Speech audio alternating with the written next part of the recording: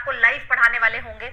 ये आखिरी बैच है, यूट्यूब पे चलता रहेगा revision and all, but paid batch की बात कर रही हूँ। ये आखिरी बैच है जिसमें आपको एक आखिरी बड़ी सिलेबस को एक fast track super fast mode में, एक बहुत ही बेहतरीन मोड में, जिसमें पीवाईक्यूज भी कवर हो रहे हैं, एनसीईआरटी भी देख रहे हैं, सब कुछ देख रहे हैं, लेकिन एक अच्छी स्पीड को मेंटेन करके हम लोग इसको फिनिश करने वाले हैं। ठीक है जी, यस रेडी करें, शुरू करें आज की क्लास। तो जितने बच्चे आ गए हैं सब बच्चे इस क्लास में सबसे पहले अपनी अटेंडेंस मार्क करें। अटेंडेंस कैसे मार्क करते हैं? अटेंडेंस मार्क करने का तरीका आपको पता है, सेशन पर लाइक का बटन है, सेशन को लाइक कर दो, मुझे पता चल जाएगा कि तुम लोग आ गए हो। विदाउट वेस्टिंग मच टाइम मैं आपको दिखा दूं कि आज हम लोग करने क्या वाले हैं। ये जो सेल टॉपिक है ये हम 2 क्लासेस में करेंगे। पहली क्लास तो इसकी फ्री ऑफ कॉस्ट जा रही है आज, है ना, यूट्यूब पे। दूसरी क्लास जो जाएगी वो मंडे को जाएगी, वो पेड क्लास होगी, वो नए बच्चे नहीं देख पाएंगे।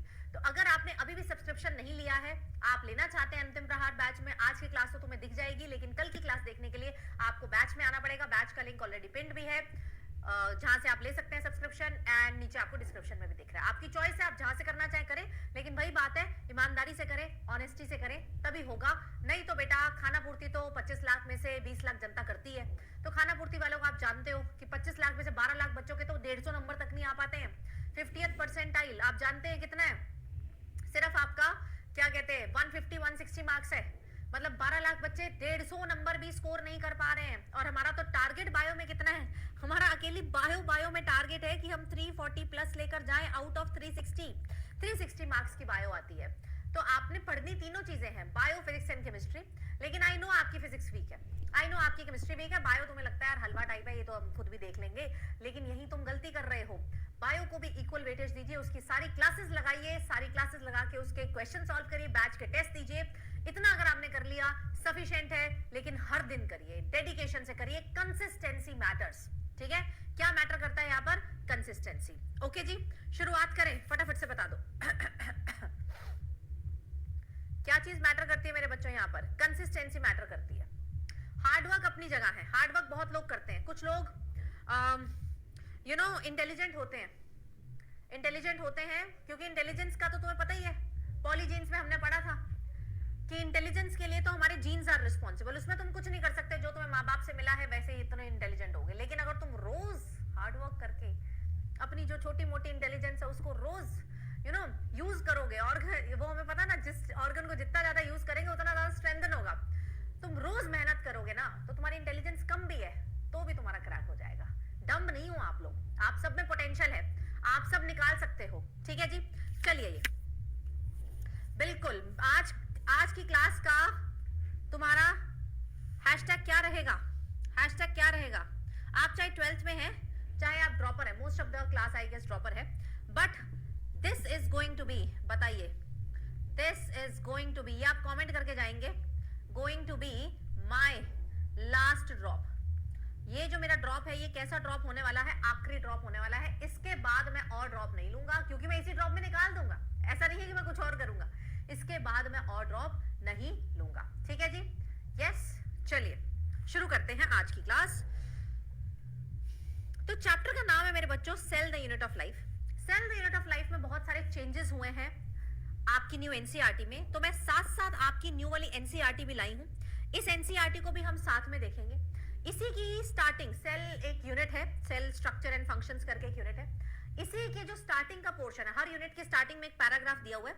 इसी के स्टार्टिंग के पैराग्राफ में से एक सवाल आ गया था, जिस सवाल ने सबको हिला के रख दिया था, और जिस सवाल ने सबको बता दिया था कि भाई आपको एनसीईआरटी का एक एक लाइन पढ़ना है, आप कुछ भी नहीं सोच सकते हैं। अगर आपने पिछला पेपर देखा हो तो आपको याद हो, सवाल आया था रिडक्शनिस्ट बायोलॉजी पे। ठीक है, रिडक्शनिस्ट बायोलॉजी क्या होती है? The physico-chemical approach to study and understand the living organism. The physico-chemical, बस इतना ही याद रखना था, और वहां पर आपको 4 नंबर मिल जाने थे। तो यहां से क्लियर होता है कि हमें हर चैप्टर का स्टार्टिंग का पोर्शन, यूनिट के स्टार्टिंग का पोर्शन, एंड जो उसका साइंटिस्ट है, इसके साइंटिस्ट यहाँ पर वैसे बायोमोलिक्यूल वाले दिए हुए हैं, सेल के साइंटिस्ट नहीं है क्योंकि यूनिट है ना पूरा। तो ये जो साइंटिस्ट है Ramachandran, he has contribution in the field of, in the chapter of biomolecule. इन्होंने रामाचंद्रन प्लॉट दिया था, ट्रिपल हेलिक्स स्ट्रक्चर दिया था, किसका? कोलेजन का। ये भी अपने आप में क्वेश्चन पहले आ चुका है। ठीक है, पहले आ चुका है। तो इसके बारे में, रामाचंद्रन प्लॉट के बारे में हम लोग बात करेंगे बायोमोलिक्यूल वाले चैप्टर में, वो मैंने ही आपको कराना है, बायोमोलिक्यूल वाले चैप्टर में बात करेंगे। और यहाँ पर लाइनस पॉलिंग का भी नाम है, जिन्होंने alpha helix and beta pleated sheets वाला स्ट्रक्चर दिया था। ओके जी, यस। तो ये 2 पैरा आपको देखने ही देखने हैं। अगर आपको याद हो, नहीं याद है तो मैं आज ना आपके साथ टेलीग्राम पे एक लिंक शेयर करूंगी जिसमें मैंने हर यूनिट के स्टार्टिंग का पैरा एंड स्टार्टिंग के साइंटिस्ट अलग से प्रॉपर नोट्स बना के क्लास में शेयर किया हुआ है। इफ यू रिमेंबर और if you do not remember, आप जाते जाते मतलब पेपर में जाने से पहले एक दिन रिजर्व कर लेंगे। आज ही उस एक दिन का अलार्म लगा लेंगे कि उस एक दिन में मैंने उस सेशन को 2x पर देखना है। उस एक दिन में मैंने उस सेशन को 2x पर देखना है। वो मस्ट मस्ट मस्ट है। साइंटिस्ट वाला भी सारा कराया हुआ है एंड ये स्टार्टिंग वाला भी आपको साथ में सारा कराया हुआ है। Is it clear? क्या ये बात सबको क्लियर हो गई है? अब आते हैं हम लोग चैप्टर पे। चैप्टर पे आए। मैं आपको कैसे कराने वाली हूं, मैं लिखवाऊंगी ऑफ कोर्स, बट मेरी स्पीड बहुत तेज होगी, तो अगर आप साथ मैनेज कर पाए तो ठीक है, नहीं तो आप नोट्स ले लीजिए, ठीक है? समझिए। और साथ साथ हम एक एक लाइन को यहां से रीड भी करेंगे, क्योंकि अल्टीमेटली जो स्टेटमेंट बेस्ड सवाल बनने हैं वो यहीं से बनने हैं और कहीं से नहीं बनने हैं। स्टेटमेंट आएगी तो एनसीईआरटी की स्टेटमेंट आएगी। इसमें भी बहुत सारे आपके चेंजेस हैं। इन चेंजेस के बारे में मैं साइमल्टेनियसली बताती रहूंगी। आज इंट्रोडक्शन का डे है एंड साथ में प्रोकैरियोटिक सेल का डे है, ठीक है? लेट्स सी हम कितना कर पाते हैं आज, ठीक है? मेरे से कोई दोबारा ये सवाल नहीं पूछेगा कि मैम मैं अभी शुरू करूं तो होगा, कल शुरू करूं तो होगा, परसों शुरू करूं तो होगा। करो यार, तुम शुरू करो सबसे पहले, ठीक है? क्या करिए, तुम शुरुआत करिए। ओके, शुरू करें। Everyone is with me? एक बार मुझे इमोजी के साथ बता दो। Should we start? अब आपको क्या फोकस करना है? 3 चीजें लेकर आनी है मेरी क्लास में। पीपीएफ। पीपीएफ का क्या मतलब होता है? Pen, paper and focus. Pen उठाइए, पेपर उठाइए। कोई बैठेगा नहीं हाथ बांध के, क्योंकि सत्संग नहीं चल रहा है। यहाँ पर हमें मेहनत करनी है, लिख लिख के ही याद होता है बायो में, और कोई तरीका नहीं याद करने का। एंड फोकस के साथ अगले 2 घंटे हम बैठेंगे एंड मैक्सिमम पोर्शन अच्छे से लर्न करके जाएंगे। सीप मैम की क्लास की खासियत यह है कि अगर आप ध्यान से सुनते हैं, पूरा 2 घंटे मन लगा के सुनते हैं, आपको उसका रिवीजन करने की ज्यादा जरूरत नहीं पड़ती। आप यहीं पर लर्न करके जाते हैं, क्योंकि मैं एक चीज को एक बारी नहीं, एक चीज को 10 बारी बोलती हूँ, ताकि आपके भेजे में वो चीज घुस जाए और पेपर में वैसी की वैसी आपको याद रहे। ओके जी, चलिए शुरू करते हैं। तो चैप्टर का नाम है cell.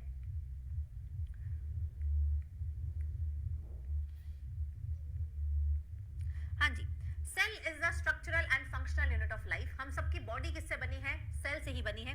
Cell is something, cell is the structural and functional unit of life, ठीक है? Yes, structural and functional unit, functional unit of life, ठीक है? हम सबकी बॉडी किससे बनी है? सेल से बनी है। जैसे जो नॉन लिविंग स्ट्रक्चर्स है उनका बॉडी नॉन लिविंग है, इसका बॉडी बना हुआ एटम से, वैसे जितने भी जिंदा व्यक्ति हैं, चाहे वो किसी भी लेवल के हो, ऑर्गेनिज्म लेवल के हो, ऑर्गन हो, टिश्यू हो, हर चीज किससे बनी है? सेल से बनी है। क्या एक सेल अकेला रह सकता है? मुझे आंसर बताइए फटाफट से। चैट में आप सिर्फ मेरे से बात करेंगे, जो मैं बोल रही हूँ उसके बारे में बात करेंगे। यस, एक सेल अकेला रह सकता है, यानी कि cell is capable of independent existence, है ना? सेल एक अकेला भी रह सकता है। हमने देखा है भैया, यूनिसेलुलर ऑर्गेनिज्म होते हैं जो अकेले रहते हैं। अमीबा है, पैरामीशियम है, यूग्लिना है, ये सब अकेले रहते हैं, ठीक है? सेल क्या है? एक फंक्शनल यूनिट ऑफ लाइफ भी है, यानी कि हमारी बॉडी का स्ट्रक्चर तो सेल ही बना रहा है, लेकिन हमारी बॉडी में जितने भी फंक्शंस हैं वो सेल के अंदर ही तो हो रहे हैं। मेरे को एंजाइम बनाना है तो मेरे सेल बनाने हैं, मुझे कुछ भी नया सिक्रीशन करनी है, मेरे सेल बना रहे हैं। All the types of functions, digestion, respiration, excretion, reproduction, हर एक चीज में सेल का ही रोल है। तो सेल हमारी बॉडी के सारे काम भी करता है, मेटाबॉलिज्म में हेल्प करता है, सेल ही हमारा स्ट्रक्चर भी बनाता है, ठीक है जी? अगर हम बात करें हिस्ट्री की, किसकी बात करें मेरे बच्चों? हिस्ट्री की। थोड़ा सा हिस्ट्री में जाएंगे तो डेड सेल की डिस्कवरी, यस, डेड सेल की डिस्कवरी का श्रेय किसको जाता है? डेड सेल की डिस्कवरी का श्रेय हमारा जाता है रॉबर्ट हुक को। किसको जाता है मेरे बच्चों? रॉबर्ट हुक को। रॉबर्ट हुक ने क्या देखा था? कॉर्क के सेल देखे थे। किसके सेल देखे थे? कॉर्क के सेल देखे थे, और उसको ऐसा छत्ता टाइप स्ट्रक्चर दिखा था जिसमें उसको छोटे छोटे बहुत सारे कंपार्टमेंट्स दिखाई दे रहे थे। उसको ऐसा लगा कि यार ये तो ना जेल की तरह दिखाई दे रहे हैं, जैसे एक जेल के अंदर बहुत सारे कैदियों के कमरे बने होते हैं, उसी तरीके से कंपार्टमेंट्स बने हुए हैं। तो उसने इस कंपार्टमेंट को क्या नाम दे दिया? सेल्यूले नाम दे दिया, सेल्यूले नाम दे दिया, और वहीं से क्या बना? सेल। आज भी अगर आप हॉलीवुड सीरीज देखेंगे तो जो जेल में कमरे होते हैं, मतलब जो कैदियों के कमरे होते हैं, उनको सेल ही बोलते हैं। देखा आपने प्रिजन ब्रेक या कोई और orange is the new black, ये जो सीरीज है, मतलब अभी मत देखना, नीट के बाद देखना जब तुम डॉक्टर बन जाओगे, उसमें आप जानेंगे कि यार फॉरेन में इनको सेल ही बोला जाता है। यस मेरे बच्चों, इंडिया में भी बोलते होंगे, मुझे पता नहीं, बट वहां पे इसको सेल ही बोला जाता है, ठीक है? अगर मैं बात करूंगी लिविंग सेल की डिस्कवरी की, तो लिविंग सेल की डिस्कवरी किसने की थी? सबसे पहले एंटोन वैन लेवेनहुक, एंटोन वैन लेवेनहुक ने लिविंग सेल की डिस्कवरी की थी। फिर हम आते हैं न्यूक्लियस की डिस्कवरी पे। न्यूक्लियस वैसे थोड़ी देर बाद आएगा, अगले वाली क्लास में आएगा। Nucleus was discovered by Robert brown, ठीक है। एंड देन हमारा आता है मसाला बीज का। Masala is the protoplasm, protoplasm is discovered by Purkinje, protoplasm was discovered by Purkinje, ठीक है जी, it was discovered by Purkinje, ठीक है जी। ये बात होगी हमारे इंट्रोडक्शन की। ये बात किसकी होगी? हमारी इंट्रोडक्शन की। तो इंट्रोडक्शन एक बार हम फटाफट से यहां से भी देख लेते हैं, हम साइमल्टेनियसली इसको भी देखेंगे, ठीक है मेरे बच्चों। मैं इसको इग्नोर नहीं कर सकती, आप भी नहीं कर सकते। यस, तो सेल क्या है? It's the basic unit of life. सारे ऑर्गेनिज्म सेल से ही बने हैं, कुछ सिंगल सेल के बने हैं यूनिसेलुलर, कुछ बहुत सारे सेल के बने जैसे मल्टीसेलुलर। एक यूनिसेलुलर ऑर्गेनिज्म आज अकेला रह सकता है, यानी कि he is capable of independent existence, बिल्कुल सही है। वो सारे फंक्शंस अपनी जिंदगी के अकेला सेल, अमीबा को क्या किसी और की जरूरत पड़ती है? पैरामीशियम को किसी और की जरूरत पड़ती है? सारा काम वो अपना कैसे करता है? अकेले ही करता है। अगर कोई भी चीज सेल से कम है तो वो इंडिपेंडेंटली नहीं रह सकती। क्या डीएनए अकेला रह सकता है? बताओ, क्या आरएनए अकेला रह सकता है? क्या अकेला कार्बोहाइड्रेट इंडिपेंडेंट एग्जिस्टेंस अपनी दिखा सकता है कि मैं भी एक बंदा हूं?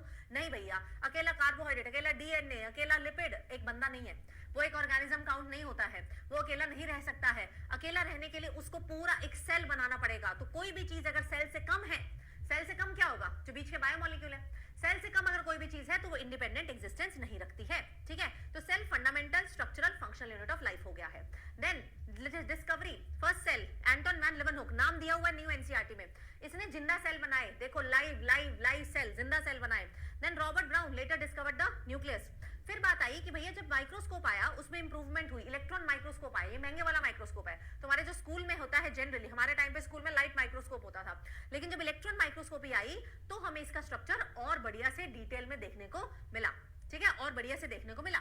Now before moving to the cell theory, पहले मैं आपको लिखवा देती हूँ, उसके बाद हम इस तरीके से इसकी एनसीईआरटी पे आएंगे। Does this work? Will it work बेटा?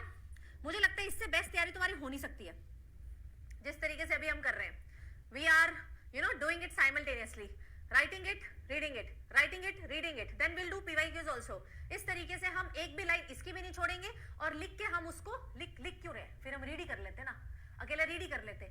लिख हम साथ में इसलिए रहे हैं ताकि ये चीज तुम्हारे यहाँ पे घुस जाए। अकेली रीडिंग से नहीं घुसती है, रीडिंग प्लस राइटिंग, ये साइकोलॉजी है कि रीडिंग प्लस राइटिंग जब आप दोनों चीजें करते हैं तो यहाँ पे रजिस्ट्रेशन हो जाता है उस चीज का। तो हमें इसको रजिस्ट्रेशन करना है हमारी भेजे में, ठीक है। तो अगला टॉपिक क्या है मेरा? सेल की थ्योरी। सेल थ्योरी में कंट्रीब्यूशन एक नहीं कितने? 3 साइंटिस्ट का था। सेल थ्योरी में कंट्रीब्यूशन मेरे बच्चों एक नहीं कितने साइंटिस्ट का था? 3 साइंटिस्ट का था। सबसे पहले साइंटिस्ट मेरे कौन है? सबसे पहले साइंटिस्ट है मेरे बच्चों श्लेडन। सबसे पहले साइंटिस्ट मेरे कौन है? श्लेडन। दूसरे मेरे साइंटिस्ट कौन है? श्वान, ठीक है, श्लेडन श्वान। ईयर्स दिए हुए हैं यहाँ पर 1838 और उसके तुरंत 1 साल बाद 1839, ठीक है। श्लेडन जो थे, अब दोनों क्या है? जर्मन। पहले बीच में एक ब्रिटिशर आया था, न्यू एनसीईआरटी ने चेंज कर दिया है। मेरी बात को बहुत ध्यान से सुने जब मैं बोल रही हूँ न्यू एनसीईआरटी ने चेंज कर दिया है। न्यू एनसीईआरटी ने चेंज कर दिया है, बता दिया है कि दोनों क्या है भैया? जर्मन है। दोनों क्या है? जर्मन है। अब एक तो बॉटनी वाला है और एक जूलॉजी वाला है। कैसे याद करें? आपको पता है न्यूरॉन 8th क्लास से पढ़ते हैं न्यूरॉन का स्ट्रक्चर। एक्सॉन होती है, एक्सॉन के ऊपर श्वान सेल होते हैं, तो श्वान सेल न्यूरॉन जूलॉजी का पार्ट है। तो श्वान कौन होंगे? किस में जाएंगे? जूलॉजी में जाएंगे ना। तो ये मेरे हो जाएंगे जर्मन जूलॉजिस्ट। ये मेरे क्या हो जाएंगे? German zoologist. तो इधर वाला बंदा क्या हो गया? इधर वाला बंदा क्या हो गया मेरे बच्चों? ये हो गया मेरा जर्मन बॉटनिस्ट। क्लियर है? याद हो गया? तो श्वान मेरे कौन थे? जूलॉजिस्ट। श्लेडन मेरे कौन से हो गए? बॉटनिस्ट। तो बॉटनिस्ट ने क्या बोला होगा? बॉटनिस्ट ने बोला होगा कि भैया सारे के सारे प्लांट किससे बनते हैं? Plants are composed of cells. Plants जो है वो किससे बनते हैं? Plants are composed of cell. दूसरा मेरा जो जूलॉजिस्ट है उसने क्या बोला होगा? उसने बातें काफी सारी बोली, उसने सिर्फ एनिमल के बारे में बातें नहीं बोली। जो जूलॉजी वाले होते हैं ना, वो थोड़ा सा प्लांट के बारे में भी थोड़ा बहुत जानते हैं। जैसे सीप मैम, मैंने एक्चुअली जब मैं आकाश में थी तो मुझे जबरदस्ती चूज करना पड़ा था कि भाई एक ही पढ़ाओ, जूलॉजी पढ़ाओ या बॉटनी पढ़ाओ, क्योंकि वहां पर दोनों नहीं पढ़ा सकते, आपको बस फ्रीडम नहीं होती। जबकि मुझे दोनों आती थी, तो तब मुझे जूलॉजी पढ़ानी पड़ी। लेकिन अब मेरे पास फ्रीडम है कि यार मैं बॉटनी भी साथ में पढ़ा सकती हूँ, उतनी ही एफिशिएंसी से पढ़ा सकती हूँ। तो जूलॉजी वाले थोड़े बढ़िया होते हैं, है कि नहीं बच्चों? तो जर्मन जूलॉजिस्ट कहते थे कि भैया ये जो एनिमल का सेल है ना, उसने पहले तो बात की एनिमल के बारे में कि एनिमल का सेल इज सराउंडेड बाय इसकी जो लिमिटिंग मेम्ब्रेन है, सराउंडेड बाय प्लाज्मा मेम्ब्रेन, ठीक है, बाहर क्या होगी इसकी प्लाज्मा मेम्ब्रेन। और फिर उसने प्लांट के बारे में भी बात कर दी, मैंने बोला ना ज़ूलॉजी वाले बड़े स्टार वो होते हैं, स्टार टीचर होते हैं, तो ये भी ज़ूलॉजी वाला था। इसने बोला मैं प्लांट के बारे में भी जानता हूँ, जो प्लांट सेल है इसके बाहर सिर्फ प्लाज्मा मेम्ब्रेन नहीं होती, इसके बाहर की सबसे बाहर वाली मेम्ब्रेन देखेंगे, it is surrounded by cell wall. PM is plasma membrane. PM को कोई प्राइम मिनिस्टर मत समझ लेना, ठीक है, और नरेंद्र मोदी हमारी क्लास में आ गए, no, PM is plasma membrane, cell CW is cell wall. तो कह रहे प्लांट सेल के अंदर सेल वॉल होता है, और वो कह रहा है कि ये जो सेल वॉल है ना, it is the unique feature, it is the unique feature of plants only, it is the unique feature of plants only, ठीक है। उसने यहाँ पर ज़ूलॉजी वाले ने बोला कि भैया सिर्फ एनिमल नहीं, उसने यहाँ पर बात बोली that both plants and animals, दोनों के दोनों plants and animals, they are made up of, they are composed of cell and their product, ठीक है, they are composed of cell and their product, ठीक है जी, यस। तो ये बातें बोली थी श्लिडन ने और श्वान ने, याद हुई कि नहीं हुई? तो आप कहीं ये मत सोचना कि भैया जो श्वान थे उसने सिर्फ एनिमल के बारे में बात की थी, नो, उसने प्लांट के बारे में ही बता दिया था हमें कि भैया जो प्लांट सेल है उसके पास सेल वॉल होती है जो कि उसका यूनिक फीचर है। और श्वान जी ने ये भी बोल दिया कि भैया both plants and animals they are made up of cell and their products. यहां तक कहानी क्लियर। लेकिन इन दोनों की बातों में एक कमी थी, इन दोनों की बातों में एक कमी थी, इसने इन दोनों ने कहीं भी नहीं बताया था कि भैया हाउ डज सेल राइज, नया सेल आएगा कैसे, बताओ। तो इन दोनों का एक लिमिटेशन था, इन दोनों का क्या था, एक लिमिटेशन था भाई। इन्होंने क्या नहीं बताया था हमें, ओरिजिन नहीं बताया था कि न्यू सेल कहां से आएंगे, न्यू सेल कहां से आएंगे, है ना। उस ओरिजिन को बताने के लिए हमें नए साइंटिस्ट के पास जाना पड़ा कुछ सालों के बाद, ठीक है। जैसे 1839 है ना, तो हम 1855 में गए। साइंटिस्ट का नाम है रुडोल्फ वर्चाउ, साइंटिस्ट का नाम है रुडोल्फ वर्चाउ। तो ईयर लिख लेते हैं, ईयर याद रखेंगे 1855, ये सारे ईयर्स दिए हुए हैं आपके एनसीईआरटी में। रुडोल्फ वर्चाउ ने बताया, भैया मैं बताता हूं सेल का ओरिजिन कैसे आता है। उसने लैटिन में एक लाइन बोली, उसने बोला omnis सेलुला, omnis सेल्यूला E सेल्यूला, सेल्यूला।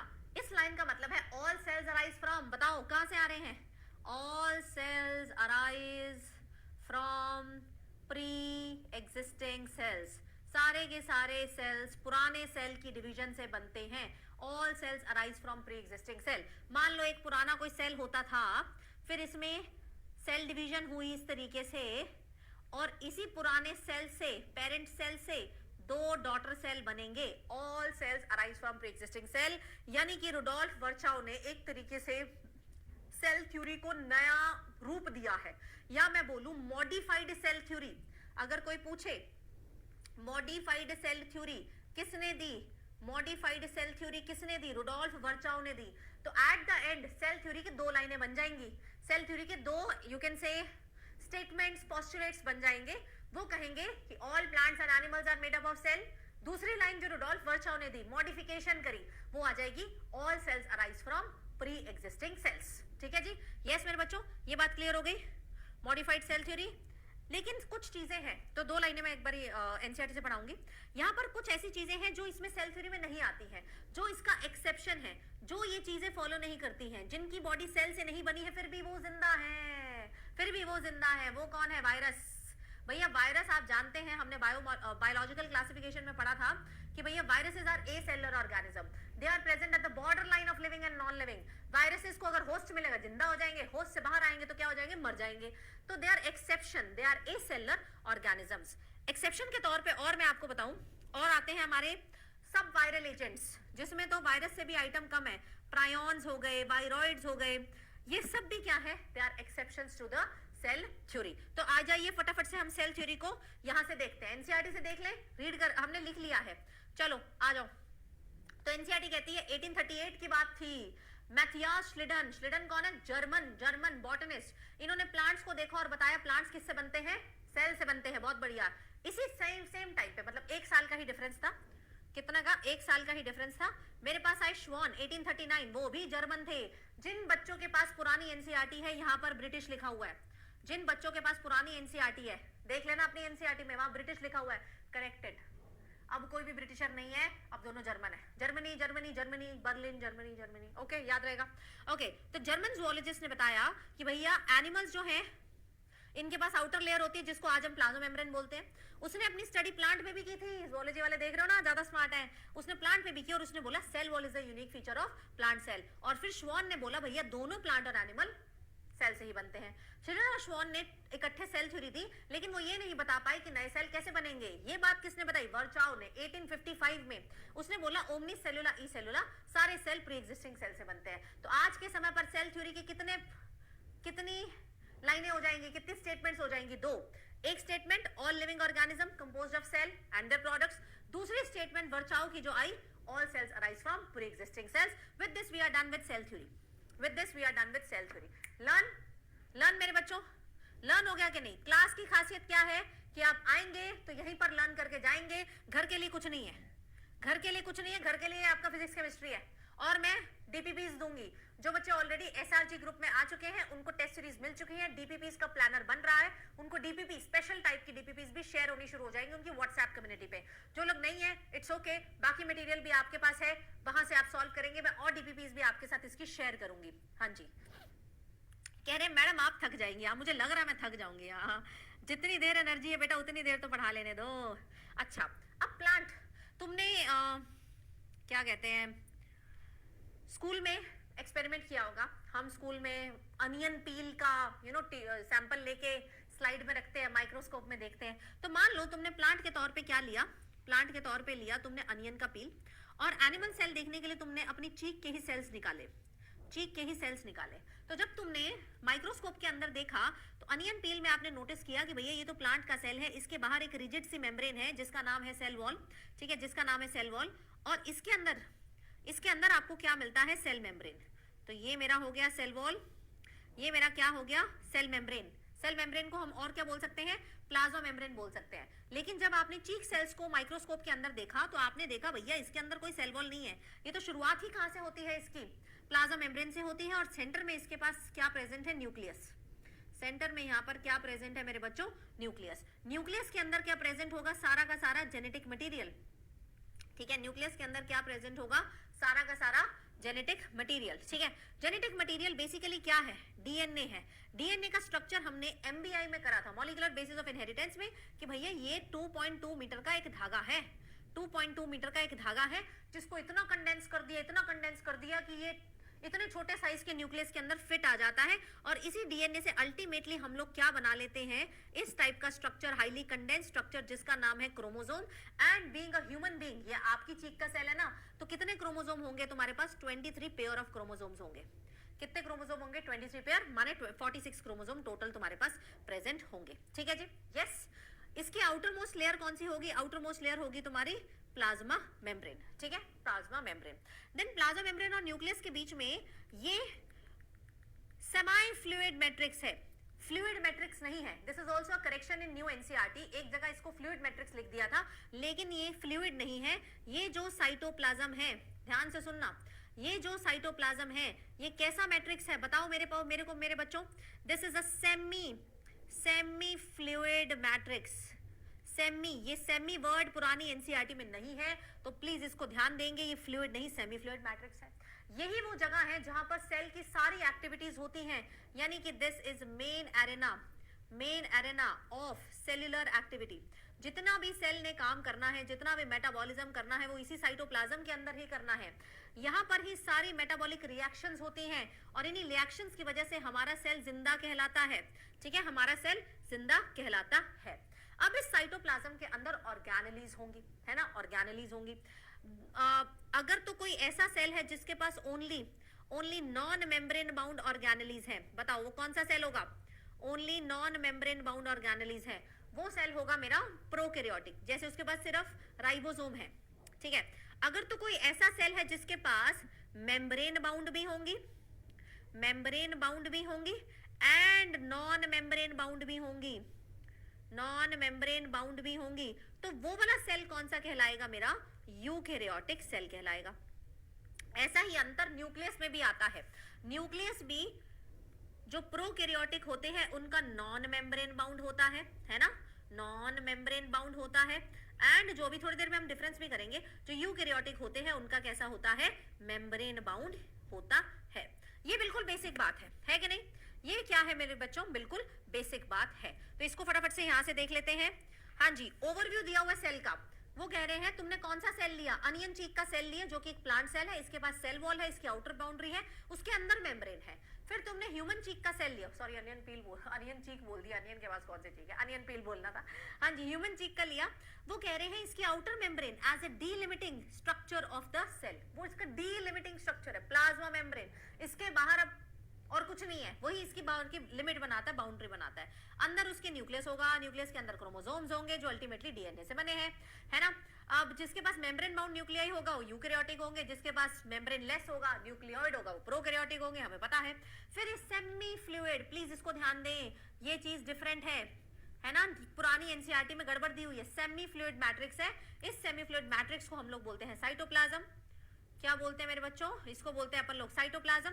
And cytoplasm is a main Arena of cellular activities, यहाँ पर वो केमिकल रिएक्शन होती है जो सेल को जिंदा रखती है। दूसरी चीज, यूकैरियोट होगा तो उसके पास मेम्ब्रेन बाउंड और नॉन मेम्ब्रेन बाउंड होंगी, जैसे कि ईआर, गोल्जी, सब पढ़ना है हमने इस चैप्टर में। प्रोकैरियोट के पास मेम्ब्रेन बाउंड नहीं होती, सिर्फ नॉन मेम्ब्रेन बाउंड होती है। और वो नॉन मेम्ब्रेन बाउंड कौन सी है, राइबोसोम। तो राइबोसोम किस में होगी, ओनली प्रोकैरियोट? नो, राइबोसोम दोनों में होगी, प्रो में भी होगी, यू में भी होगी, ठीक है। यस मेरे बच्चों, ये राइबोसोम के बारे में कहानी की, राइबोसोम और जगह भी पाए जाते हैं, मैं थोड़ी देर में आपको कराऊंगी, मतलब जब राइबोसोम आएगा तभी हम इस बारे में बात करेंगे। Animal cell which has containing another non membrane bound organelle, centrosome जो कि हेल्प्स इन सेल डिवीजन। ये सब बातें हम लोग करेंगे जब हम एक्चुअली में ऑर्गेनेलीज पर आएंगे, डोंट वरी, ये बात मैं वहां पर आपको क्लियर करूंगी। अच्छा, अब इंट्रोडक्शन कर रहे हैं ना, तो इंट्रोडक्शन को फटाफट से रैप अप करते हैं। अगली चीज ये बताते हैं कि सेल का शेप, साइज, एक्टिविटी अलग अलग हो सकती है। मैं शेप साइज पे आ रही हूँ, शेप साइज पे आ जाऊं गाइस। यस मेरे बच्चों, सेल के शेप और साइज पे आ जाऊं, बताइए यहां तक का क्लियर है कि नहीं है? पानी पी लो साथ साथ, पानी लेके बैठे हैं, बॉटल लेके बैठे हैं कि नहीं लेके बैठे?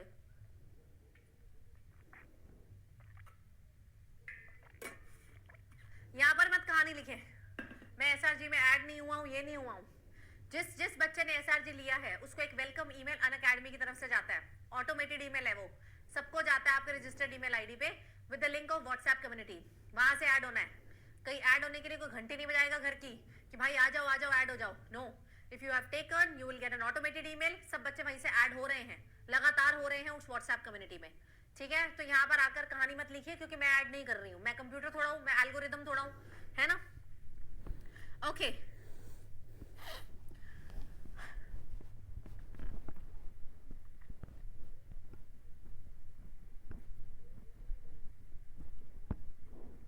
कि मैं हूं एल्गोरिदम, बता दो। चलिए, तो सेल का शेप, सेल का साइज वेरी करता है, तो मैं यहाँ पर कुछ सेल के इंपॉर्टेंट साइजेस लिखने वाली हूँ जो आपकी एनसीईआरटी में मेंशन है। तो यहाँ पर ध्यान देंगे, सबसे जो छोटा सेल है, स्मॉलेस्ट सेल है, स्मॉलेस्ट सेल का क्या नाम है, माइकोप्लाज्मा, माइकोप्लाज्मा, ठीक है। दैट माइकोप्लाज्मा इज 0.3 माइक्रोमीटर एक जगह दिया हुआ है और एक जगह 0.1। डायग्राम की बात करें, दो जगह दिया हुआ है, ये टेक्स्ट में दिया हुआ है, अगर तुम डायग्राम में देखोगे तो 0.1 माइक्रोमीटर दिया हुआ है और इसके ब्रैकेट में इसने पीपीएलओ लिखा हुआ है। तो आप ये फोकस करेंगे कि अगर मुझे डायग्राम बेस्ड आएगा तो आई विल गो विद 0.1, और अगर मुझे टेक्स्ट में आ रहा है सिंपली माइकोप्लाज्मा पूछ रहे हैं तो 0.3। बाकी मेरे ख्याल से ऑप्शंस में या तो ये दिया होगा या तो ये दिया होगा, दोनों होने के चांसेस जो है वो कम है, बट आपको पता होना चाहिए, दो जगह अलग अलग दिया हुआ है। देन बात करते हैं प्रोकैरियोटिक ऑर्गेनिज्म, बैक्टीरिया की। बैक्टीरिया का जो लेंथ होता है वो कितना होता है, 3 to 5 माइक्रोमीटर, ये क्या है, इसका लेंथ है। देन आरबीसी के बारे में बात करी हुई है, आरबीसी की साइज है 7.0 माइक्रोमीटर इन डायामीटर। ये भी पता होना चाहिए, लेंथ है, डायामीटर है, क्या है, ऐसे नहीं कि वहां पर लिखा हुआ है डायमीटर और आप लिख के आ जा रहे हैं लेंथ, तो यू शुड नो दिस, ठीक है। देन बात करेंगे हमारी बॉडी में सबसे लंबा सेल कौन सा है, हमारी बॉडी में सबसे लंबा सेल जिसका काम भी है इंपल्स को ट्रांसमिट करना, that is neuron. Then largest cell के बारे में बात करते हैं, लार्जेस्ट सेल हमारे पास कौन सा है, ऑस्ट्रिच एग। कौन सा है मेरे बच्चों, हमारे पास ऑस्ट्रिच एग। अब कुछ सेल का फोटो एनसीईआरटी ने यहाँ पर बना रखा है, यहाँ पर फोकस करें, ये देखिए। तो पहला सेल ये आप यहीं से देखेंगे, पहला आरबीसी, आरबीसी की हमें शेप पता है, that is round as well as biconcave, इस तरीके से होता है आरबीसी, है ना, इस तरीके से होता है आरबीसी, दिस इज बाइकॉनकेव। ऊपर से देखेंगे तो ऐसे सेंटर में गड्ढा दिखाई देगा, है ना, डिप्रेशन सा दिखाई देगा, ये देखो गड्ढा दिखाई दे रहा है, और साइड से देखेंगे तो इस तरीके से आपको बाइकॉनकेव अपीयरेंस दिखाई देगी। देन डब्ल्यूबीसी, डब्ल्यूबीसी का तो कोई शेप ही नहीं होता, the shape is not fixed, the shape is not fixed, since इनका शेप फिक्स नहीं है इसीलिए तो अमीबॉइड जैसे हैं, और इसी वजह से तो ये ब्लड वेसल के छोटे से पोर में से पिचक के बाहर आ जाते हैं, पिचक के बाहर आ जाते हैं। क्या बोलते हैं उस प्रोसेस को, कम on guys, let me see whether you can recall that process. Body fluids में मैंने बताया हुआ है, बॉडी फ्लूइड्स में बताया हुआ है, yes yes yes, come on guys, very good. सबसे फास्ट आंसर दिया प्रियांशु बोरा ने। That process is called as diapedesis, that process is called as diapedesis, very good. अच्छा, अब ये एपिथेलियल सेल, कॉलमनार एपिथेलियम हमारे पास होता है, जो हमारी इंटेस्टाइन में प्रेजेंट होता है, जिसमें बहुत सारे एंजाइम्स बनते हैं, जिसपे विल्लाई भी प्रेजेंट होते हैं, तो लंबे लंबे सेल्स होते हैं। देन यहाँ देखिए मीजोफिल सेल, जिन्होंने फोटोसिंथेसिस करनी है, वो राउंड एंड ओवल है। देन ये ट्रैकीड, ट्रैकीड कौन से टिश्यू का सेल है, कौन से टिश्यू का, जाइलम का, जाइलम का सेल है ट्रैकीड, जाइलम का सेल है। लंबे लंबे होते हैं क्योंकि इनका काम है पानी को कंडक्ट करना, है ना, water conduction in plants. Next आपके पास सेल दिया हुआ है यहाँ पर नर्व सेल। नर्व सेल की फोटो कैसी है, यहाँ पर branched as well as long. Branched होंगे क्योंकि इनमें बहुत सारे डेंड्राइट्स होती हैं, मल्टीपोलर न्यूरॉन आप जानते हैं, एंड लंबे होंगे क्योंकि एक्सॉन लंबी होती है, इनको मैसेज बहुत दूर दूर तक भेजना होता है। तो यहाँ पर ध्यान दीजिए, आ जाओ भाई, यहाँ पर ध्यान दीजिए। एनसीईआरटी क्या कहती है, एनसीईआरटी कहती है भैया जो स्मॉलेस्ट सेल है माइकोप्लाज्मा, देखो टेक्स्ट देखना, स्मॉलेस्ट सेल में 0.3 माइक्रोमीटर दे रहा है लेंथ में, लेंथ में याद करो, लेंथ, माइकोप्लाज्मा की लेंथ कितनी है 0.3, डायमीटर नहीं है वो लेंथ है, ठीक है। बैक्टीरिया के बारे में बता रहा है, वो कितनी है 3 to 5 माइक्रोमीटर। तो mycoplasma 0.3, bacteria 3 to 5। Then ostrich का एक सबसे बड़ा सेल होगा, लार्जेस्ट सेल होगा, largest isolated single cell. Multicellular में देखिए तो आरबीसी का डायमीटर दिया हुआ है 7 माइक्रोमीटर, ठीक है। नर्व सेल सबसे लंबे होंगे, एंड अलग अलग शेप के सेल्स होते हैं, पॉलीगोनल, कॉल्यूमनार, क्यूबॉइडल। अब लास्ट लाइन ध्यान से सुनना, शेप ऑफ द सेल में vary with the function that they perform. Cell की शेप किस पे डिपेंड करती है, सेल की शेप डिपेंड करती है कि भाई वो क्या फंक्शन करता है। अब उसको मैसेज दूर तक लेकर जाना है तो वो लंबा है ना, उसको डायबिटीज करनी है तो नॉट फिक्स शेप है। तो जो वो काम करता है उस हिसाब से उसकी शेप है। That's it, that's it. अब तुम बोलो मैम वो 0.1 वाला कहाँ दिया हुआ डायग्राम, डायग्राम ये दिया हुआ है, ये PPLO, this is the diagram that I was talking about. PPLO को सिनोनिमसली माइकोप्लाज्मा में भी यूज करते हैं। तो डायग्राम में यहाँ पर इसका साइज दिया हुआ 0.1, और वहां माइकोप्लाज्मा के नाम से जब आपको क्वेश्चन आएगा तो आपका आंसर हो जाएगा 0.3। समझ गए, पीपीएलओ के नाम से आए तो 0.1, माइकोप्लाज्मा के नाम से आए तो आंसर क्या हो जाएगा 0.3। तो डायग्राम में 0.1 है, वहां पर आपका टेक्स्ट में 0.3 है। ये न्यू एनसीईआरटी है, न्यू एनसीईआरटी को ही फॉलो करेंगे। With this we are done with the introductory part. आधा घंटा हमने लिया है एंड इंट्रोडक्शन डन कर दिया है। अब हम प्रोकैरियोटिक सेल शुरू करेंगे।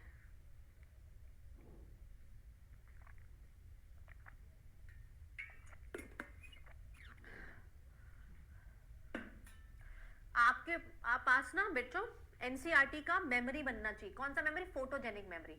फोटो छप जानी चाहिए एनसीईआरटी की कि भैया ये ऐसा दिखता था, ये पेज ऐसा दिखता था, इस पेज में लेफ्ट साइड में ये दिया हुआ है, राइट साइड में दिया हुआ है। वो तब बनेगा जब आप एनसीईआरटी को देखेंगे बार बार, और एनसीईआरटी आपकी लेजिबल हालत में होगी। अब किसी बच्चे की एनसीईआरटी पे इतना ज्यादा खुचर मुचर है, यहाँ ये खाली जगह पे भी लिख दिया है, इधर भी लिख दिया, इधर भी लिख दिया, थोड़ा बहुत समझ आता है। लेकिन अगर बिल्कुल रंगदार कर देंगे, डिफरेंट कलर का हाइलाइट्स लेकर आएंगे, और ये कोई स्पेस नहीं छोड़ेंगे, आपको कभी मेमोरी बन ही नहीं सकती है। तभी नोट्स ना कॉपी पे लिखवाए जाते हैं, एनसीईआरटी पे नहीं लिखवाए जाते हैं। कई मैंने टॉपर्स की एनसीईआरटी देखी है जो अपनी एनसीईआरटी को सेल कर रहे हैं, मतलब उसका पीडीएफ सेल कर रहे हैं कि भाई मेरी एनसीईआरटी में बहुत अच्छी अच्छी चीजें यहाँ लिखी हुई हैं। भाई तुम्हारे पास भी है वो सारा मटेरियल तुम्हारे नोट्स में। गंदा हम इसीलिए नहीं करते हैं बुक को, क्योंकि हमें इसी बुक को 10-15 बार पढ़ना होता है। गंदगी वाली बुक नहीं पढ़ी जाती है। फिर लास्ट में पता है क्या होता है, बच्चे मार्च में ना न्यू एनसीईआरटी खरीदते हुए नजर आते हैं। 150 रुपए की बुक आती है, 250-300 की, पता नहीं इतने की आती है, 150 से 300 के बीच में। फिर वो मार्च में नई एनसीईआरटी खरीदते हैं क्योंकि पुरानी पढ़ी नहीं जा रही है।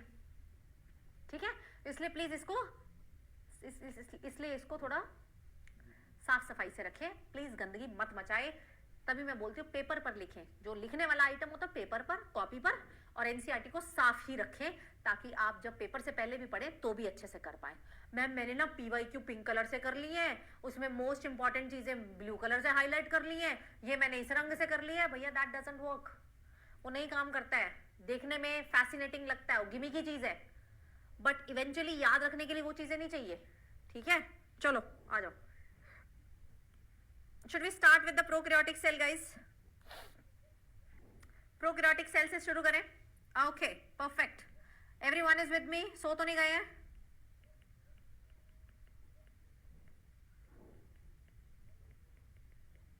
है ना, सो तो नहीं गए हो ना?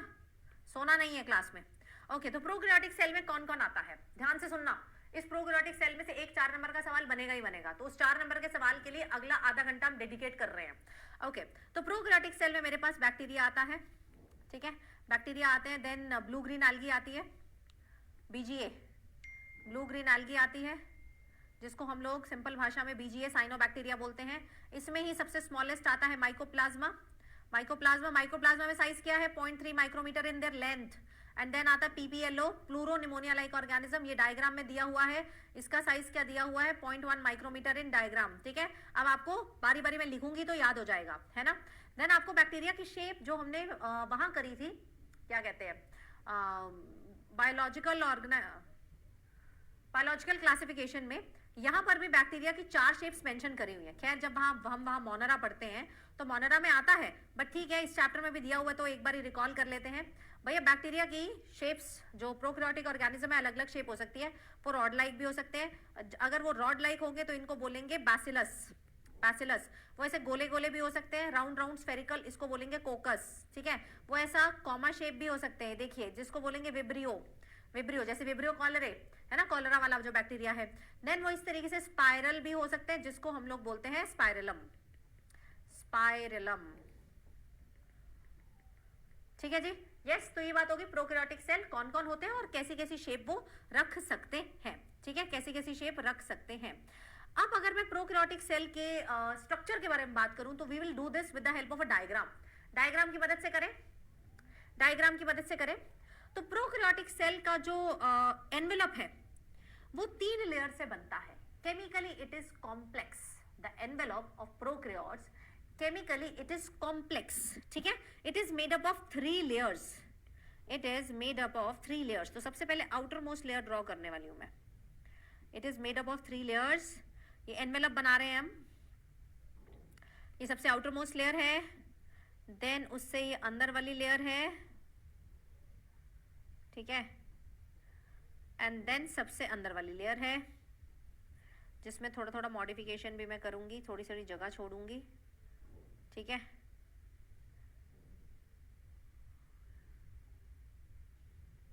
एंड इसके अंदर आपको इसका मसाला मिलेगा, मसाला इज द साइटोप्लाज्म, ठीक है, मसाला मिलेगा। एंड इसके पास अपना क्या होगा, nuclear material not bound by any membrane nucleoid, ठीक है। पहले हम बाहर का करते हैं, फिर अंदर के मामले को लिखेंगे। हैं फ्लॉलेस बाय फ्लॉसम बहुत ज्यादा बोल रहे हैं, सुबह से लगे हुए हैं, कुछ ना कुछ बोल ही जा रहे हैं। पहले मैंने आपको इग्नोर किया, बट अब मैं कर नहीं पा रही हूँ। कह रहे हैं मैम इस क्रैश कोर्स में सारे चैप्टर होंगे या यूट्यूब और बाईटी में डिवाइड हो जाएंगे? क्यों होंगे डिवाइड? जब मैं बोल रही हूँ अंतिम प्रहार is a full fledged crash course, इसमें आपके सारे के सारे चैप्टर्स कंप्लीट होंगे, 79 के 79 चैप्टर्स, जिसमें 32 चैप्टर आपके बायो के आते हैं, सारे के सारे चैप्टर्स कंप्लीट होंगे और अप्रैल तक हम इसको कोर्स को पूरा करने वाले हैं। भाई आपने नहीं देखा वो, आप पहले बैच में आइए, उसका ब्रोशर देखिए, ब्रोशर में हर दिन लिखा हुआ है कि किस दिन क्या होगा, किस दिन किसका टेस्ट होगा, कब क्या कंप्लीट होगा, everything is written over there, ठीक है, everything is written over there, okay.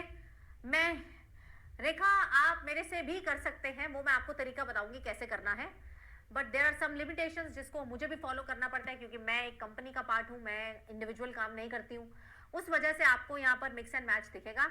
But आप चाहे तो मुझसे भी कर सकते हैं, कोई टेंशन वाली बात नहीं यार, तुम टेंशन मत लिया करो। सीप मैम इज देयर, उन्होंने हर साल पूरा बायो कराया है, कैसे ना कैसे करके करा दिया है। मुझे चाहे कितना भी पोर्शन मिले, लेकिन फिर मैं पूरा ही करा देती हूँ अपने बच्चों को, क्योंकि मुझे पता है जो बच्चा मेरे से पढ़ता है फिर वो जनरली किसी और के साथ सेट नहीं होता है, क्योंकि जो एनसीईआरटी का एक एक लाइन हम यहाँ कवर करते हैं वैसा आपको कवरेज थोड़ा मुश्किल हो पाता है, सेटिंग बैठनी मुश्किल होती है, लास्ट में सेटिंग चेंज भी नहीं करनी चाहिए विच आई बिलीव। चलिए तो फर्स्ट लेयर करते हैं हम, सबसे बाहर वाली लेयर, एनवेलप पे आ रहे हैं मेरे बच्चों। तो येलो कलर की जो मैंने लेयर बनाई है ये कौन है, एक मिनट रुकिए, छोटे पेन से लिखते हैं। This layer is called as glycocalyx. सबसे outermost layer of prokaryotic cell is called as glycocalyx. सबसे बाहर वाली है तो क्या काम करेगी बताओ, protection. This is the outermost layer, सबसे बाहर वाली है, और कैसी होने वाली है ये, प्रोटेक्टिव लेयर होने वाली है, ठीक है जी। यस, ये कैसी हो सकती है, 2 तरीके की हो सकती है भाई। ये एक स्लाइमी लेयर भी हो सकती है, मतलब लूज शीथ की फॉर्म में भी हो सकती है। अगर तो ये लूज शीथ की फॉर्म में है तो भाई ये क्या है, स्लाइमी लेयर है। छोटा छोटा लिखना, लैंडस्केप मोड में करोगे तो ज्यादा बेटर है। और अगर ये हार्ड है, थिक है, तो भाई ये किस फॉर्म में है, कैप्सूल की फॉर्म में भी हो सकती है, कैप्सूल भी हो सकता है। ठीक है जी। ये क्या करता है, ये बैक्टीरिया को मदद करेगा किसी भी सबस्ट्रेटम से जुड़ने में, यानी कि अटैचमेंट, ग्लाइकोकेलिक्स की मदद से बैक्टीरिया अलग अलग सबस्ट्रेट से अटैच हो जाएगा। ठीक है। Protection from the host immunity, protection from host immunity, host की इम्यूनिटी से ये जो ग्लाइकोकेलिक्स की लेयर है उसको क्या करती है, प्रोटेक्ट करती है। ठीक है जी, बचा के रखती है, इम्यून सिस्टम इसको रिकॉग्नाइज नहीं कर पाता है और ये बचकर होस्ट की बॉडी में बैठ जाता है। ओके जी। यस, डेसिकेशन को भी प्रिवेंट करता है, बिल्कुल प्रिवेंट डेसिकेशन लिख सकते हैं। ओके जी। अच्छा, अब इसके अंदर वाली लेयर जो मैंने व्हाइट कलर से बनाई है, this is the second layer in the envelope and this second layer is called as a cell wall. Second layer is called as a cell wall. ठीक है। ये जो सेल वॉल है, ये जो सेल वॉल है मेरे बच्चों, ये किसकी बनती है, bacterial cell wall is made up of peptidoglycan. उधर का दिख रहा है, मैं उधर आती हूँ, रुकिए। Bacterial cell wall is made up of peptidoglycan, peptidoglycan, peptide का क्या मतलब है, प्रोटीन। प्रोटीन किससे बनता है, अमाइनो एसिड। यानी कि इसकी सेल वॉल में यहाँ पर पेप्टिडो माने अमाइनो एसिड होंगे, प्लस ग्लाइकन, ग्लाइकन वर्ड किससे रिलेटेड है, शुगर्स होंगी। ठीक है, अमाइनो एसिड होंगे एंड साथ में क्या प्रेजेंट होंगी, शुगर भी प्रेजेंट होगी। ठीक है। ये किससे प्रोटेक्ट करता है, ये जो सेल वॉल है, it protects the cell from bursting, protect from bursting, फटने से मदद करेगा, फ्रॉम बस्टिंग। ठीक है। एंड ये सेल को प्रॉपर शेप देता है, जो शेप है वो कौन मेंटेन कर रहा है, सेल वॉल मेंटेन कर रही है। इसी सेल वॉल की वजह से हम जो है बैक्टीरिया को दो हिस्से में डिवाइड कर पाते हैं on the basis of gram staining. ठीक है, ग्राम स्टेनिंग के बेस पे मेरे पास कुछ ग्राम पॉजिटिव बैक्टीरिया है, एंड कुछ कैसे हैं, ग्राम नेगेटिव बैक्टीरिया है। गॉट इट, हो गई दो चीजें। अब अंदर आ जाइए, अंदर आ जाते हैं हम इस वाली लेयर पे। सबसे अंदर वाली लेयर कौन सी है मेरी, प्लाज्मा मेम्ब्रेन। ये जो प्लाज्मा मेम्ब्रेन है, ये तो भाई किसी की भी हो, चाहे प्रोकैरियोट की हो चाहे यूकैरियोट की हो, किससे बनती है, फॉस्फोलिपिड से बनती है। ये लेयर किससे बनती है, फॉस्फोलिपिड से बनती है। यही लेयर है जो बाहर के आउटसाइड वर्ल्ड से इंटरैक्ट करती है, इंटरैक्ट विद आउटसाइड वर्ल्ड। ठीक है, आउटसाइड वर्ल्ड। ठीक है जी। यस, यही लेयर है, इंटरैक्ट करती है आउटसाइड वर्ल्ड से। ओके जी, हो गया क्लियर। चलिए, फॉस्फोलिपिड बाइलेयर। तो ये तीनों मिलकर क्या बना रही है, इस सेल का एनवेलप बना रही है। ये तीनों लेयर्स मिलकर क्या बनाती हैं, सेल का एनवेलप बनाती है। एंड सेल का एनवेलप केमिकली क्या है, कॉम्प्लेक्स है। प्रोकैरियोटिक सेल का एनवेलप क्या है, केमिकली क्या है, कॉम्प्लेक्स है। अब अंदर आ जाइए, अंदर आते हैं। ये इसका न्यूक्लियर मटेरियल है। Can you see the nuclear material, this nuclear material is not bound by any membrane, क्योंकि प्रोकैरियोट्स हैं। इस न्यूक्लियर मटेरियल को हम लोग क्या बोलते हैं, न्यूक्लियोइड। इसको हम लोग क्या बोलते हैं, न्यूक्लियोइड। न्यूक्लियोइड के और भी नाम है, this is also called as genophore और प्रोक्रोमोसोम। ठीक है जी। ये मेम्ब्रेन लेस है, इसके अराउंड कोई भी मेम्ब्रेन नहीं है। ये नेकेड डीएनए होता है। ठीक है, नेकेड डीएनए है, कोई हिस्टोन प्रोटीन्स यहाँ पर नहीं है, नो हिस्टोन। ठीक है, कैसा डीएनए होगा, circular double stranded DNA would be there. And अगर हम इसमें क्रोमोसोम गिनने को आएंगे तो कितने क्रोमोसोम बनेंगे, only 1 chromosome. It is composed of, prokaryotes are composed of only 1 chromosome. ठीक है जी। यस मेरे बच्चों। अच्छा, अब नोटिस करो कि ये जो प्लाज्मा मेम्ब्रेन है, जो मैंने ब्लू कलर की बनाई है, इसमें मैंने कुछ जगह खाली छोड़ी है, दिख रही है सबको ये जगह खाली। The plasma membrane invaginates and modifies to form two very important structure in the prokaryotic cell. सबसे पहला स्ट्रक्चर ये जो बनता है, ये मैं ऊपर की साइड पर बनाने वाली हूँ, this one.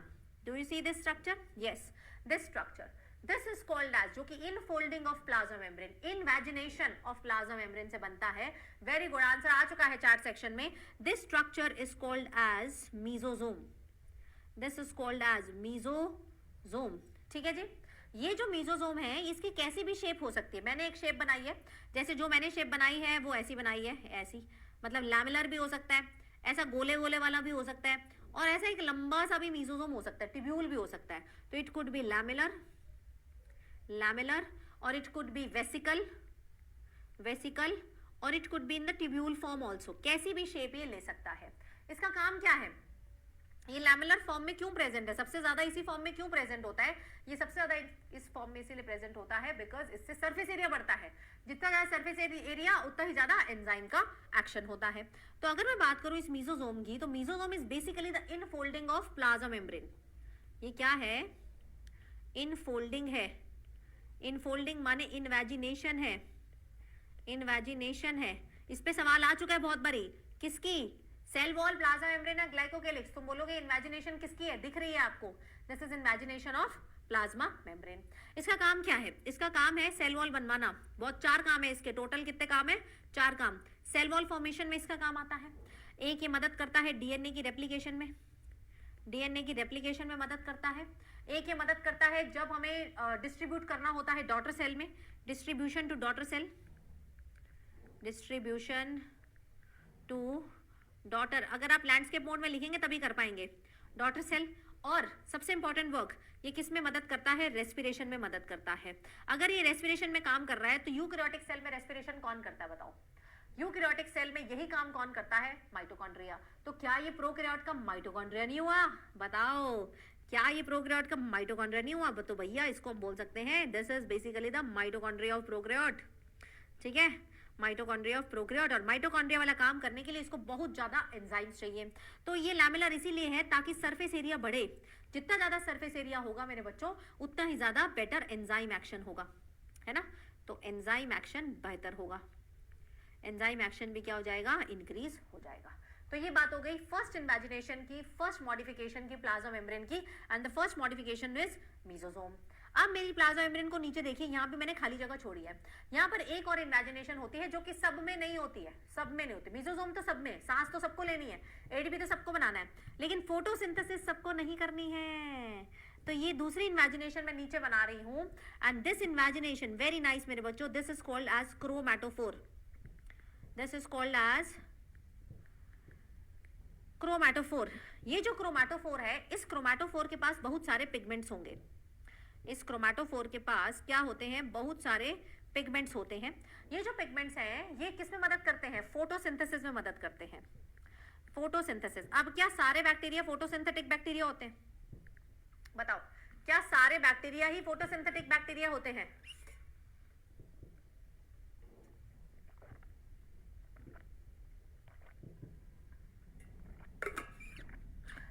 सारे बैक्टीरिया तो फोटोसिंथेटिक बैक्टीरिया नहीं होते, है ना, देयर आर लिमिटेड बैक्टीरिया।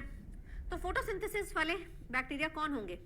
एक तो मेरे पास आ जाएगा ब्लू ग्रीन एल्गी, इसने फोटोसिंथेसिस करनी है तो इसमें रखेंगे। दूसरे मेरे पास आ जाएंगे PSB and GSB, purple sulphur bacteria और ग्रीन सल्फर बैक्टीरिया। तो green sulphur bacteria and purple sulphur bacteria, इसको शॉर्ट में जीएसबी और पीएसबी में बोलती हूँ। तो इन दोनों में ही क्रोमैटोफोर देखने को मिलेगा, क्योंकि इन्होंने ही फोटोसिंथेसिस करनी है, और जिसने नहीं करनी है उसमें क्रोमैटोफोर देखने को नहीं मिलेगा। ठीक है जी, यस। अब साथ में वैसे तो मेन रेप्लिकेशन, ट्रांसक्रिप्शन, ट्रांसलेशन करने का काम मेरे न्यूक्लियोइड का है, but in some bacteria we have an extra chromosomal unit. This extra chromosomal unit, this is called as, apart from the nucleoid, जो कि सेल्फ रेप्लिकेटिंग यूनिट है, अपना रेप्लिकेशन खुद कर सकता है। 2 लाइनें लिखी हुई है एनसीईआरटी में, बड़ी अच्छी लाइनें हैं इसके बारे में, and this is called as plasmid. ये जो खुद से अलग से रेप्लिकेशन कर सकता है न्यूक्लियोइड के बिना, इस स्ट्रक्चर को हम लोग क्या बोलते हैं, प्लाज्मिड। इस प्लाज्मिड का रोल अभी पिछले चैप्टर में, जो लोग मेरे को यूट्यूब पे भी फॉलो करते हैं आप जानते हैं, हमने अभी बायोटेक्नोलॉजी करा है, प्लाज्मिड का कितना इंपॉर्टेंट रोल हमने वहां किया है ना। So this is extra chromosomal, this one is extra chromosomal unit।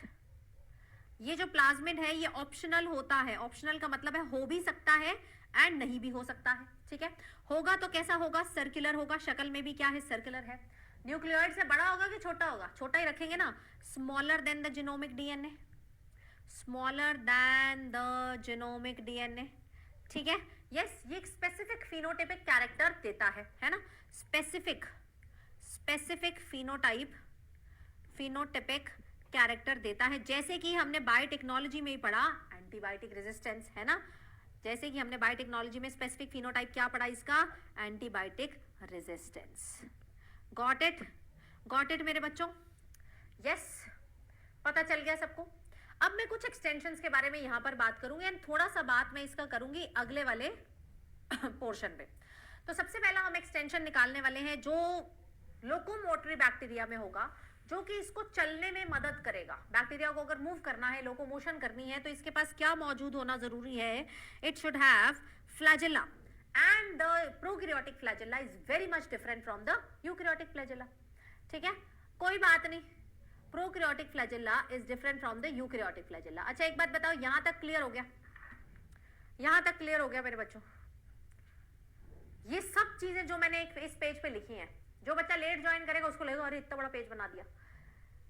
Each and every point is mentioned in NCERT and each and every point can come as a statement based सवाल। मैं भी आपको इसके बाद PYQs कराऊंगी इसके, आप देखेंगे सारे सवाल इस पेज में से बने हैं, सारे के सारे सवाल इस पेज में से बने हैं।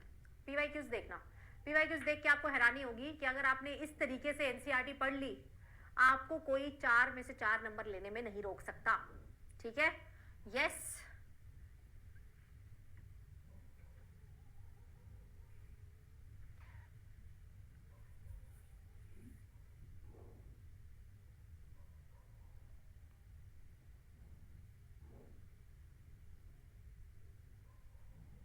हाँ जी करें।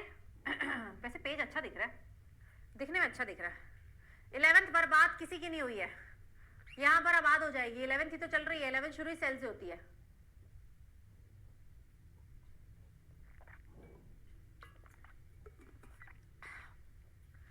यहाँ पर 11th भी उतनी एफिशिएंसी से कराई जाएगी, और पहले हम जान के 11th ही करा रहे हैं ताकि आपके बोर्ड्स के लिए आप फ्री रहें। अगर कोई बच्चा 12th में पढ़ रहा है तो उसका 11th थोड़ा सा रिवाइज हो जाए बिफोर ही moves on to the boards.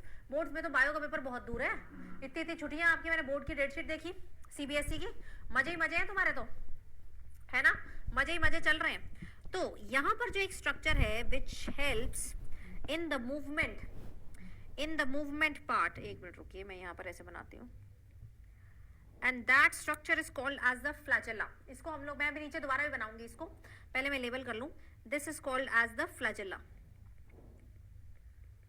मैंने आपको अभी बताया कि prokaryotic flagella is very different from the eukaryotic flagella, ठीक है। हमारे जो प्रोकैरियोटिक के फ्लैजेला है उसके पास 3 हिस्से होते हैं। तो जैसा कि मैंने अभी यहाँ पर बनाया है, दोबारा बनाती हूँ। So we have 3 parts,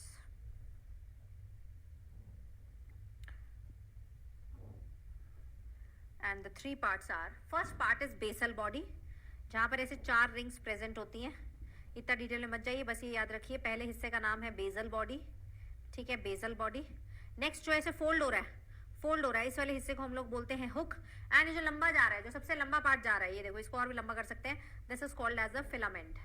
this one is called as a filament, and filament is the longest part. Filament is the longest part of the flagella. एंड ये जो फ्लैजेला है, प्रोकैरियोटिक फ्लैजेला है, ये किससे बनता है, एक प्रोटीन से बनता है, and the protein is called as flagellin. Here the protein जिससे बनेगा इसको हम लोग क्या बोलते हैं, फ्लैजेलिन, ठीक है। तो एक तो ये एक्सटेंशन हो गई विच इज द फ्लैजेला, ठीक है, फ्लैजेला। 2 और एक्सटेंशंस है जो कि लोकोमोशन में मदद नहीं करती हैं। ये भी देखो बाहर निकल रहा ना, एक्सटेंशन है, इसने तो लोकोमोशन कराया। मुझे पता है फ्लैजेला का काम क्या है, लोकोमोशन, इसको तो हमें लिखने की भी जरूरत नहीं है। But there are 2 more extensions जो कि मेरे बच्चों लोकोमोशन में मदद नहीं करती हैं, and those are called as, one is pili and other one is called as fimbriae. तो बना दूं पाइलाई और fimbriae, okay, should I draw? Yes, तो one is called as the pili, other one is called as fimbriae. एक minute यार, मैं ये वाला डायग्राम ना अगले पेज पे दोबारा, या मैं यहीं पे बना देती हूँ, रुकिए। वन इज कॉल्ड एज, ऐसे ब्रश की तरह होता है, थोड़ा छोटा होगा, इसको हम लोग बोलते हैं फिम्ब्रिया। एंड एक ऐसे लंबा होगा, सिंगल होगा, लंबा सा होगा, दिस इज कॉल्ड एज पाइलाई, ठीक है, पाइलाई।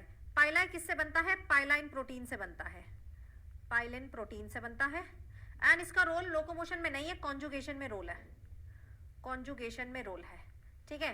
ये जो फिम्ब्री है इसका नंबर ज्यादा होता है ना, मैनी होंगे, ये बहुत सारे दिख रहे हैं, जैसे ब्रश के ब्रिसल्स होते हैं ना वैसे होते हैं। ये किसमें मदद करते हैं? अटैचमेंट में मदद करते हैं। यहाँ लिख देती हूँ, attachment to the host, attachment to the host में मदद करते हैं। ये आपके फिम्ब्री है, ठीक है। फिम्ब्री अटैचमेंट में मदद करते हैं, पाइला कॉन्जुगेशन में मदद करता है। बाकी हमें रीड भी करेंगे। अच्छा, कुछ चीजें इस डायग्राम में नहीं पूरी आई हैं, जो मैं चीजें अगले वाले डायग्राम में, इसका छोटा सा एक वर्जन दोबारा बनाऊंगी, अगले वाले डायग्राम में बनाने वाली हूँ, ठीक है, क्योंकि हमारा पेज छोटा पड़ गया हमें। तो एक बार ये फटाफट से दोबारा बना लेते हैं। हमने बनाया था यहाँ पर ग्लाइकोकेलिक्स, सबसे बाहर वाली लेयर, हाँ ग्लाइकोकेलिक्स, देन हमने बनाया था अंदर सेल वॉल, ठीक है। कुछ चीजें जो इस डायग्राम में पूरी नहीं आई है वो मैं अगले डायग्राम में कर रही हूँ। देन हमने बनाई थी प्लाज्मा मेम्ब्रेन, ठीक है। बन गया, कोई दिक्कत तो नहीं है, अगले पेज पे कर लें। अब हमारा जो साइटोप्लाज्म है, देखो मैं सारी चीजें नहीं बनाऊंगी, सिर्फ वही बताऊंगी जो वहां पर नहीं बनाई। साइटोप्लाज्म में इनको जब भी रिजर्व फूड मटेरियल स्टोर करना होता है, क्या स्टोर करना होता है मेरे बच्चों? रिजर्व फूड मटेरियल स्टोर करना होता है। They store in the form of inclusion bodies, जिसपे सवाल लेटेस्ट में ही आ चुका है। So these are called as inclusion bodies, जो कि साइटोप्लाज्म में मौजूद होती है, जिसमें जो प्रोकैरियोटिक सेल है वो अपना reserve food material, reserve food, बेटा conjugation is a type of reproduction, ठीक है, ये रिप्रोडक्शन का एक प्रिमिटिव टाइप ऑफ मोड है, ठीक है, रिजर्व फूड मटेरियल। क्योंकि इसमें ट्रू सेक्सुअल रिप्रोडक्शन तो नहीं होती ना बैक्टीरिया में, ये हमने मोनेरा में पढ़ा था। तो conjugation kind of genetic exchange. तो रिजर्व फूड मटेरियल ये लोग स्टोर करते हैं। Example, phosphate granules, phosphate granules,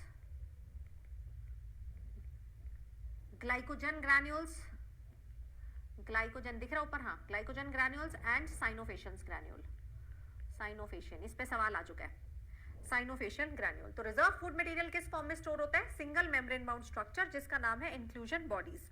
then इनके पास ऑर्गेनली कौन सी प्रेजेंट होगी? इनके पास ऑर्गेनली प्रेजेंट होगी non membrane bound, which is ribosome. Ribosome इनके पास मौजूद होगा। कैसे टाइप का ribosome? 70S type of ribosome, ठीक है, 70S type of ribosome. 70S के अगर हम स्मॉलर सबयूनिट और बड़े वाले सबयूनिट देखेंगे तो कैसे दिखेंगे बताइए? 30S and 50S, 30S and 50S इसके सबयूनिट होंगे। ये राइबोसोम किसमें मदद करता है? हमें पता है राइबोसोम प्रोटीन बनाने में मदद करता है। It's a protein factory, it is a protein factory, it's a ribonucleoprotein particle, यानी कि it is made up of RRNA plus protein, RRNA plus protein. इसका अगर हम साइज देखेंगे तो 15 नैनोमीटर से लेकर कितना 20 नैनोमीटर तक जाएगा। ये दिया हुआ साइज एनसीईआरटी में, 15 से 20 नैनोमीटर तक ये साइज जाएगा। और ये जो राइबोसोम है ऐसे ही अकेले नहीं बैठे, ये बैठे हैं mRNA के ऊपर राजा बन के। ये मान लो mRNA, सारे राइबोसोम इस पे ऐसे जुड़ के बैठे हैं। तो ये जो स्ट्रक्चर बनता है जिसमें राइबोसोम mRNA के ऊपर इस तरीके से जुड़कर बैठे हैं, this structure is called as polyribosome. This is called as polysome, बोल सकते हो इसको पॉलीजोम या फिर पॉलीराइबोसोम। तो ये याद रखना है, ये एक PYQ भी है, ये एक PYQ भी है कि जब ट्रांसलेशन के वक्त RNA के ऊपर, ये व्हाइट वाला मैंने क्या बनाया है, RNA के ऊपर राइबोसोम ऐसे लाइन लगाकर बैठ जाते हैं, this is called as polyribosome, या इसको पॉलीजोम भी बोला जा सकता है, ठीक है। अब कुछ बैक्टीरिया, सब में नहीं, कुछ बैक्टीरिया ऐसे हैं जिनके पास एक स्यूडो मेम्ब्रेन का एक स्ट्रक्चर प्रेजेंट होता है। वैसे तो देखो प्रोकैरियोट्स के पास वैक्यूल नहीं होते, but there are few prokaryotes जिनके पास एक स्पेशल टाइप का वैक्यूल मिलता है, जिसको हम लोग बोलते हैं गैस वैक्यूल, जिसको मेरे बच्चों हम लोग क्या बोलते हैं? Gas vacuole. ये स्पेशल टाइप का क्यों है? क्योंकि यार ये रियल ट्रू मेम्ब्रेन से नहीं बना है, ये स्यूडो मेम्ब्रेन से बना है। It is not made up of true membrane. True membrane वाला होता तो मेम्ब्रेन बाउंड चीजें हो जाती ना, जबकि प्रोकैरियोट के पास तो मेम्ब्रेन बाउंड कुछ होता ही नहीं है। ये किससे बना है? स्यूडो मेम्ब्रेन है। ये क्या प्रोवाइड करता है? ये क्या प्रोवाइड करता है मेरे बच्चों? बायंसी प्रोवाइड करता है। किसमें? जिसमें बायंसी चाहिए। बायंसी अपन को किसमें चाहिए होती है? जो फोटोसिंथेटिक बैक्टीरिया है, GSB green sulphur bacteria and PSB green purple sulphur bacteria. तो ये सब में नहीं पाया जाता है, ये फोटोसिंथेटिक बैक्टीरिया में पाया जाएगा, फोटोसिंथेटिक बैक्टीरिया में पाया जाएगा। यस मेरे बच्चों, so with this we are done with prokaryotic cell, पूरा हो गया। अब मैं इसको रीड भी करूंगी, एक बार देख लो, संभालो अपने मन में। तो मैंने मोस्ट ऑफ द चीजें 90% चीजें यहाँ लिखी है, इस वाले पेज पे लिखी है। जो बच गया है वो अगले वाले पेज पे लिखा है।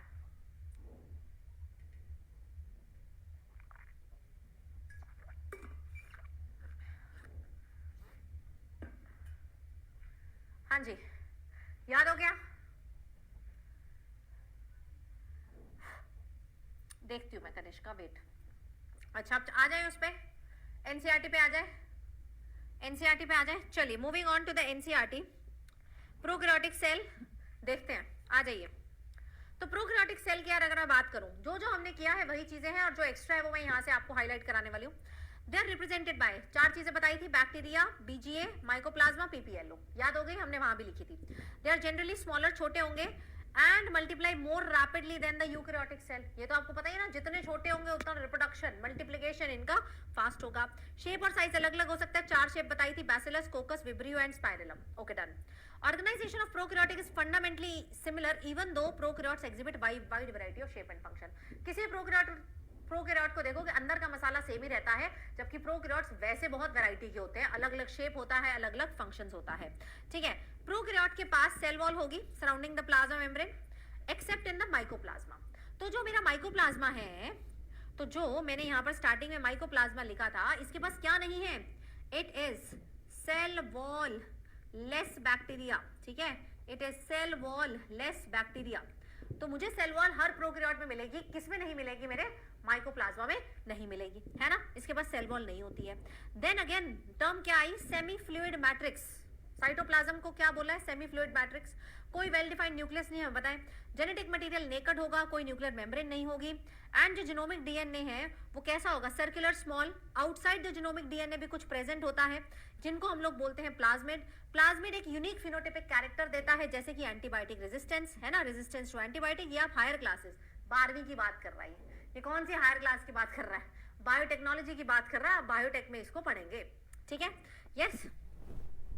Plasmid is learn that this plasmid is used to monitor bacterial transformation with the foreign DNA. ये तो हमने पढ़ा था, ट्रांसफॉर्मेशन में मदद करता है ना, क्योंकि मुझे जब foreign gene of interest, alien piece of DNA अंदर घुसाना है, तो मैं ऐसे थोड़ा घुसा दूंगी, वेक्टर की मदद से घुसाऊंगी। एंड जो वेक्टर हम मोस्टली यूज करते हैं वो कौन सा यूज करते हैं? प्लाज्मिड। ठीक है, न्यूक्लियर मेम्ब्रेन यूकैरियोट्स में होती है। No organelle like the ones in eukaryotes are found in prokaryotes except ribosome. इसके बाद एक ही ऑर्गेनेली है जो कि मेम्ब्रेनलेस है, that is ribosome. Prokaryotes have something unique in the form of inclusions. A specialized differentiated form of cell membrane called as mesosome is a characteristic feature of prokaryotes. And ये क्या है? Infolding of cell membrane. तो आपको याद रखना है, mesosome किसकी infolding है? सेल मेम्ब्रेन की इनफोल्डिंग, अंदर को फोल्ड है। इमेजिनेशन भी लिखा हुआ हो सकता है, तो क्या है? सेल मेम्ब्रेन की। देन आते हैं अपने लोग सेल के एनवेलप। रीड कर लेना, रिवाइज हो रहा है कि नहीं हो रहा, कि छोड़ दूं खुद से रीड कर लोगे? और आगे बढ़ो, एंडोमेम्ब्रेन सिस्टम पे जाओ, बताइए।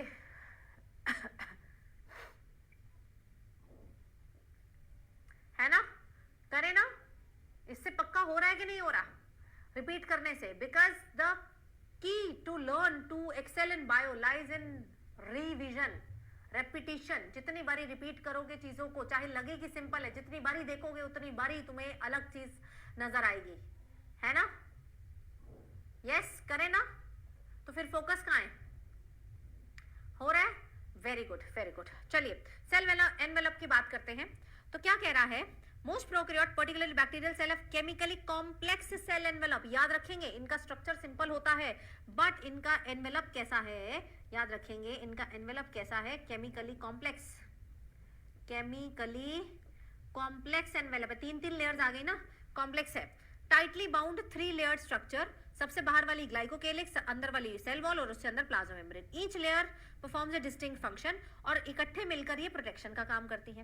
बैक्टीरिया 2 ग्रुप्स में चले जाते हैं, differences on the basis of cell envelope, depending कि वो स्टेनिंग प्रोसीजर को रिस्पॉन्ड करते हैं। ग्राम जो क्रिस्टियन ग्राम ने बनाया था, ग्राम पॉजिटिव जो स्ट्रेन ले लेंगे, ग्राम नेगेटिव जो स्ट्रेन नहीं लेंगे। अब ग्राम स्टेनिंग अगर आपको सीखनी है तो मेरे डिटेल लेक्चर में मैंने कराई हुई है। एनसीईआरटी में इससे ज्यादा ग्राम स्टेनिंग के बारे में नहीं दिया हुआ, तो अभी हम बात नहीं करेंगे। अगर आपको रेफर करना है, देखो जो तो बच्चे प्लस के हैं उनको मेरा डिटेल लेक्चर भी दिखता है, वो डिटेल लेक्चर खोलें, वहां से आप, अगर आपको लगता है आपको बाकी चीजें अच्छे से आती हैं तो आप ये N++ जा सकते हैं। लेकिन अगर आपको लगता है आपकी एनसीईआरटी ही अभी इतने अच्छे से नहीं कॉन्फिडेंस आ रहा है, तो प्लीज इन चीजों को अवॉइड करें। ओके, अवॉइड करें। देन सबसे पहली लेयर के बारे में बात करते हैं, ग्लाइकोकेलिक्स, क्योंकि 95% पेपर तो यहीं से आना है। वो 5% एक्स्ट्रा में से आना है। अब उस 5% के लिए तुम तभी काम करना जब तुम 95% के लिए श्योर हो। ओके, तो glycocalyx differ in composition and thickness among various bacteria. वो लूज शीट भी हो सकते हैं जिसमें स्लाइमी बोलेंगे, थिक और टफ भी हो सकते हैं जिसको कैप्सूल बोलेंगे। सेल वॉल शेप बनाती है, स्ट्रक्चरल सपोर्ट देती है एंड बैक्टीरिया को कोलैप्स होने से, फटने से बचाती है। तो शेप कौन दे रहा है? Cell wall. फटने से कौन बचा रहा है? Cell wall. Then plasma membrane selectively permeable होती है, बाहर के वर्ल्ड से इंटरैक्ट करती है। Membrane is similar structurally to that of eukaryote. ये भी फॉस्फोलिपिड से बनी हुई है। Special membranous structure called as mesosome formed by extension. अब देखो मेसोसोम के लिए वो काफी सारे वर्ड लिख रहा है। एक जगह लिख रहा है it is formed by infolding, एक जगह लिख रहा है इन्वेजिनेशन, एक जगह इसने एक्सटेंशन ऑफ प्लाज्मा मेम्ब्रेन भी लिख दिया। वो भी बात ठीक है, इस पर भी क्वेश्चन आ चुका है। तो एक्सटेंशन बोल लो, मॉडिफिकेशन, इनफोल्डिंग बोल लो, इन्वेजिनेशन बोल लो, इनफोल्डिंग बोल लो, कुछ भी बोल लो, तीनों बातें सही हैं। ये एक्सटेंशन 3 फॉर्म में हो सकते हैं, वेसिकल, ट्यूब्यूल और लैमेले। हमने कर लिया। कितने फंक्शन है? नंबर याद रखेंगे 4। पहला फंक्शन सेल वॉल बनाना, दूसरा फंक्शन डीएनए को रेप्लिकेट करना, तीसरा डॉटर में डिस्ट्रीब्यूट कर देना और चौथा रेस्पिरेशन। ठीक है, रेस्पिरेशन में मदद करना। सरफेस एरिया इनका ज्यादा होता है ताकि एंजाइमेटिक कंटेंट उतना ज्यादा इस पे फिट आ पाए। ओके, अब ध्यान से पढ़ना। कह रहा है इन सम प्रोकैरियोट, सब में नहीं, सम, इन सम प्रोकैरियोट साइनोबैक्टीरिया जैसे कि हो गया या फोटोसिंथेटिक प्रोकैरियोट, एक और मेम्ब्रेनस एक्सटेंशन होता है जिसको क्रोमैटोफोर बोलते हैं, जिसके पास पिगमेंट होती है।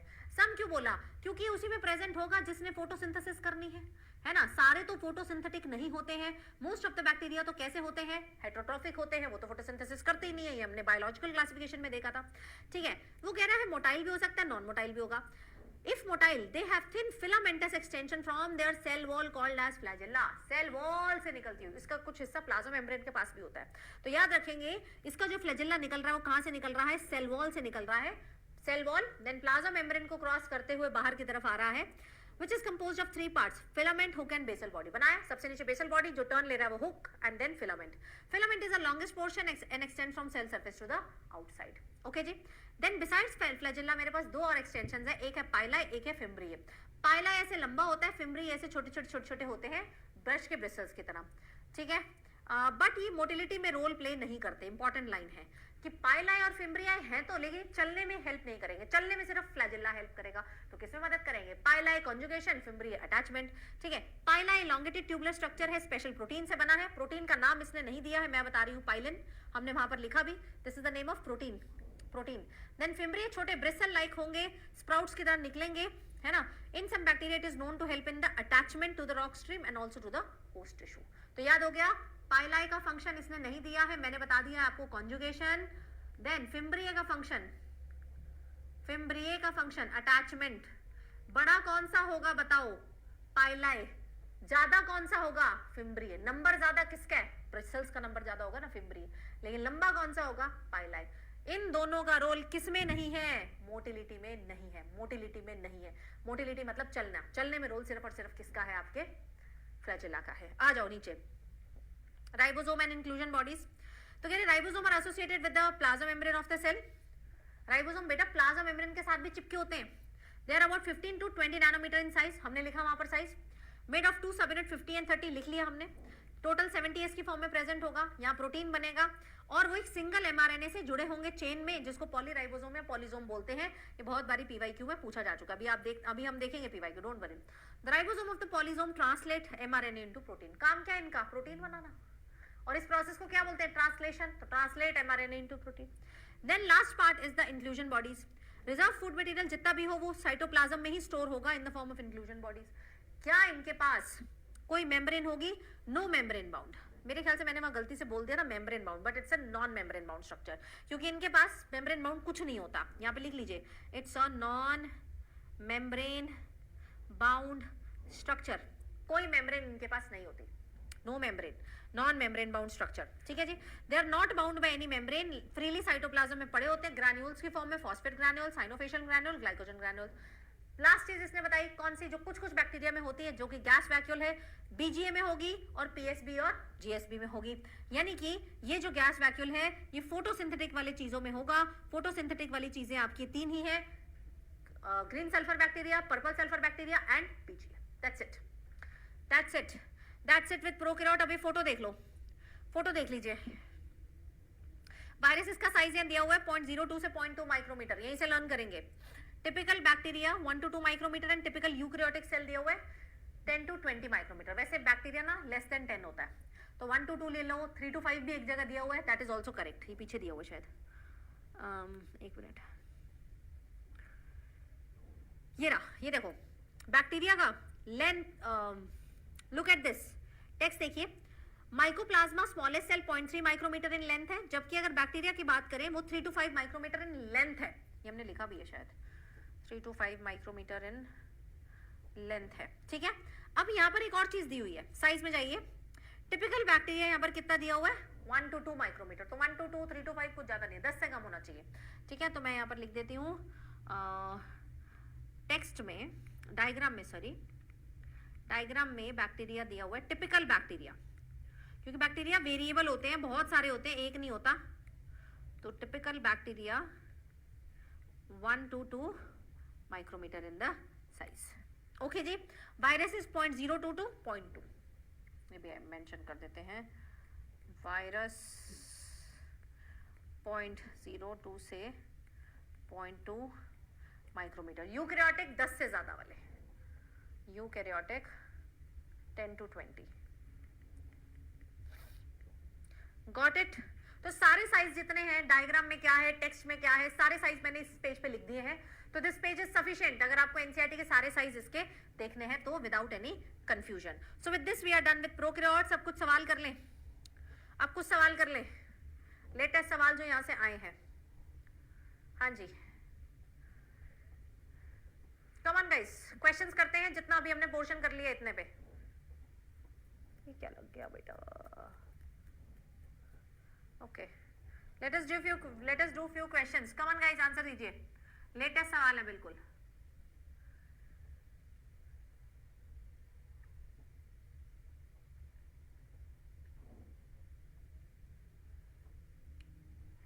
ओके, तो क्वेश्चन क्या पूछा गया है, mesosome in a cell is, बताओ क्या है, membrane bound vesicular structure, chain of many ribosome, ये तो पॉलीसोम होता है, special structure form by the extension of the plasma membrane. अब तो सबको बिल्कुल रट चुका है ना, रट चुका है, form by the extension of the plasma membrane. चलिए नेक्स्ट 2023 का सवाल, इसी पे स्टेटमेंट बेस्ड सवाल। देखो मेसोसोम कितना ज्यादा इंपॉर्टेंट है, कितना ज्यादा इंपॉर्टेंट है।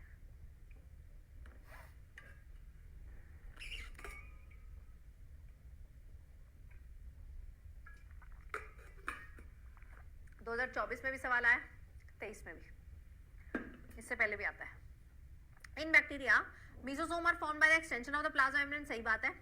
The mesosome in bacteria helps in DNA replication and cell wall formation, दोनों बातें ठीक है। इसने दो ही फंक्शन दिए, वैसे इसके 4 फंक्शन होते हैं, दोनों बातें ठीक है, both the statements are correct, ठीक है, तो आसान है।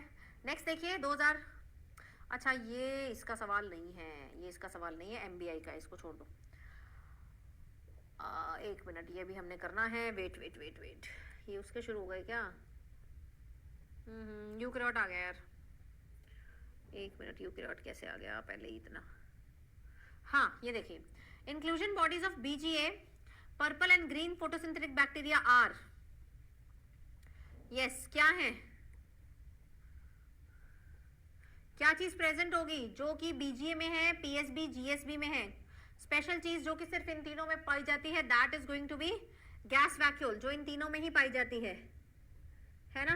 नेक्स्ट देखिए, the concept of omni cellular cellular regarding the cell division was first proposed by, अब ये सवाल जिसने गलत किया फिर मैं तो क्लास छोड़ के भाग जाऊंगी।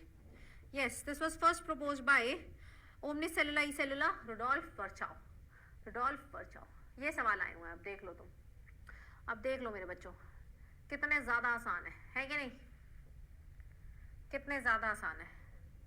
यस मेरे बच्चों,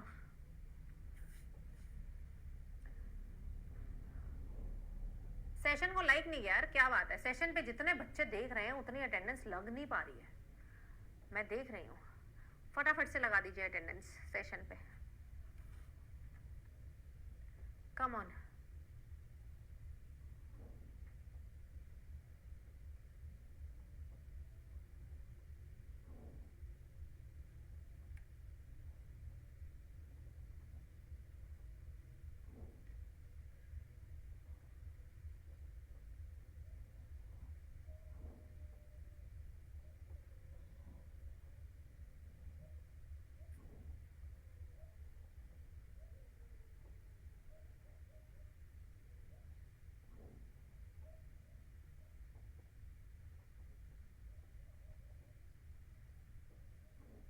ओके, शुड वी स्टार्ट? हाँ जी, क्लास कब तक रहेगी? मैं सोच रही हूँ क्लास हमारी चलेगी, एंड आई रियली वांट कि हम सेल वॉल एंड बाकी चीज़ें भी पूरी करके जाएं। क्या कहते हो? प्लाज्मा मेम्ब्रेन, सेल वॉल है ना, और एंडो मेम्ब्रेन सिस्टम स्टार्ट करके जाएं। व्हाट डू यू से? व्हाट डू यू से? करते हैं। अभी रहेगी क्लास 1:30 तक, तो मेरा यूजुअल टाइम ही रहता है। बेटा अब आप ये उस सिचुएशन में आ चुके हैं जब आप नहीं बोल सकते कि क्लास कब तक रहेगी, मैं थक गया हूँ। थक गए हैं तो नाश्ता कीजिए साथ साथ, टाइम बहुत कम है हमारे पास। नेक्स्ट स्ट्रक्चर जो हम लोग यहाँ पर डिस्कस करने वाले हैं, आ जाइए। नेक्स्ट स्ट्रक्चर इज, आपकी अगली क्लास तो देखिए है नहीं आज, तो आप चिल्ला नहीं सकते हैं अभी। सेल वॉल क्या शुरू करने वाले मेरे बच्चों? हम सेल वॉल करें शुरू। Everyone is ready?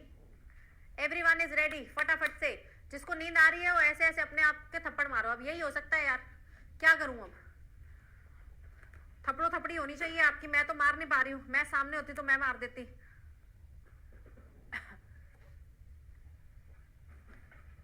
नहीं, आपकी कोई क्लास तो लगी नहीं हुई यहाँ पे, फर्स्ट क्लास तो लगी नहीं हुई गाइस आपकी, झूठ मत बोलिए। Is there any other class? Next class, let me check.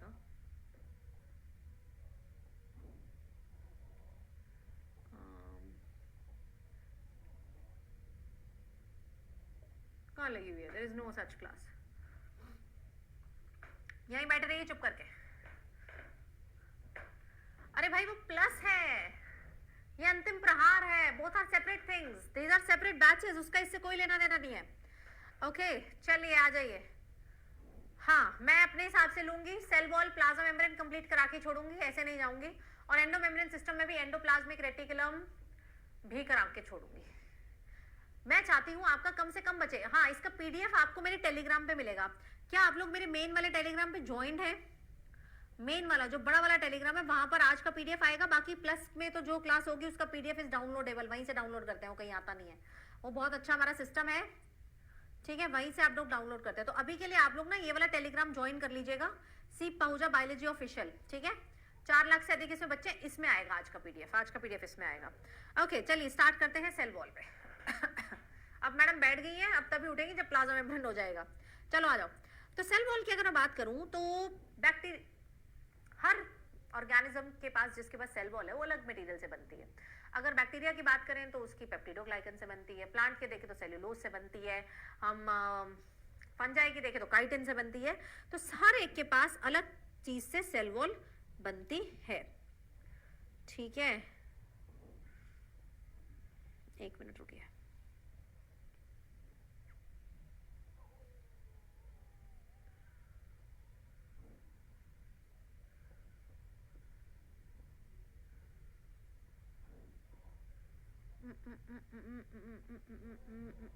हाँ जी करें। चलिए तो सेल वॉल पे आते हैं। सेल वॉल की अगर मैं बात करूं, it's a non living structure. Non living structure, it's quite rigid structure, बहुत ही रिजिड होता है। And it is the outermost layer, outer most layer, ठीक है जी। और non living slash dead, dead layer होती है। किस किस के पास प्रेजेंट होती है? किस किस के पास प्रेजेंट होती है? अभी हमने थोड़ी देर पहले देखा बैक्टीरिया के पास होगी, है ना। अभी हम देखेंगे कि जब प्लांट्स में देखेंगे तो एल्गी के पास भी होती है, एल्गी प्लांट ही होते हैं, लोअर प्लांट्स होते हैं, देन हायर प्लांट्स अलग से लिख रही है। एंड और किसके पास होती है? फंजाई के पास होती है। तो अगर बैक्टीरिया की बात करूं, अभी हमने किया है पेप्टिडोग्लाइकन। क्या होता है? पेप्टिडोग्लाइकन से बनती है। इस पेप्टिडोग्लाइकन का दूसरा नाम पता है आपको? बता दो फटाफट से। पेप्टिडोग्लाइकन का दूसरा नाम क्या है? म्यूरियन, ठीक है, म्यूरियन।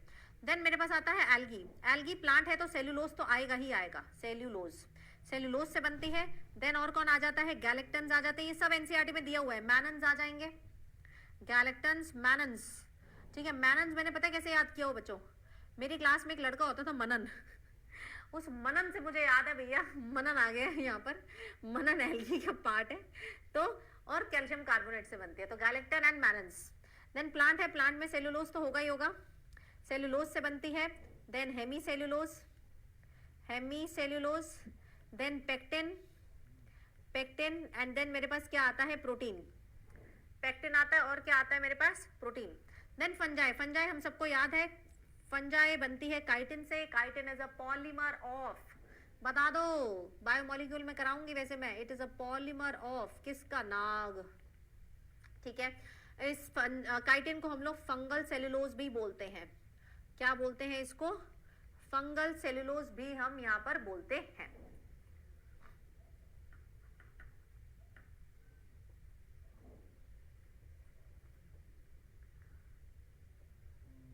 ठीक है, क्या बोलते हैं इसको, फंगल सेलुलोज भी बोलते हैं।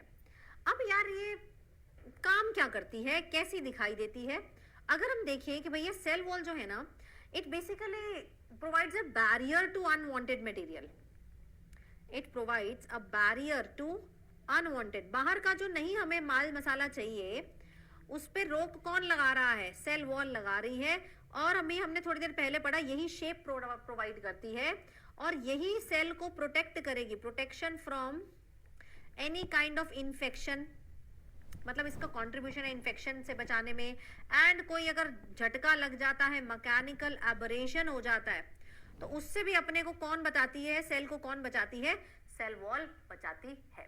अब जरा सेल वॉल यहां बनाकर दिखाती हूं मैं आपको, एक मिनट रुकिए, हाँ जी यहां पर बनाती हूँ, लेट मी जस्ट ड्रॉ। तो देखिए प्लांट को हम ले रहे हैं, सबसे बाहर जो सेल वॉल होती है जो कि यंग सेल के अंदर भी प्रेजेंट होगी, दो प्लांट सेल में बनाऊंगी, जो कि यंग प्लांट सेल के अंदर भी प्रेजेंट होती है, उसको हम लोग बोलते हैं प्राइमरी वॉल। क्या बोलते हैं बच्चों उसको हम लोग बोलते हैं प्राइमरी वॉल। सो ये जो सबसे बाहर मैंने बनाया है this is primary cell wall, इसको प्राइमरी वॉल भी बोल सकते हो। ये यंग प्लांट सेल के अंदर शुरुआत से ही प्रेजेंट होती है, तो ये प्रेजेंट होगी यंग सेल में, ये परमिएबल होती है, ये ग्रोथ कराती, यंग है ना, यंग को तो ग्रो करना ही है, तो ग्रोथ कराती क्योंकि इट इज हाईली इलास्टिक। ये प्लांट को अगर सेल को अगर बड़ा होना है, एलोंगेट होना है, तो वो इसकी इलास्टिसिटी की वजह से होगा, इट इज हाईली इलास्टिक। ठीक है जी। अब जैसे जैसे प्लांट बुढ़ा होता है तो क्या होता है, एज होती है प्लांट की, इसके अंदर मल्टीपल लेयर्स और बन सकती है।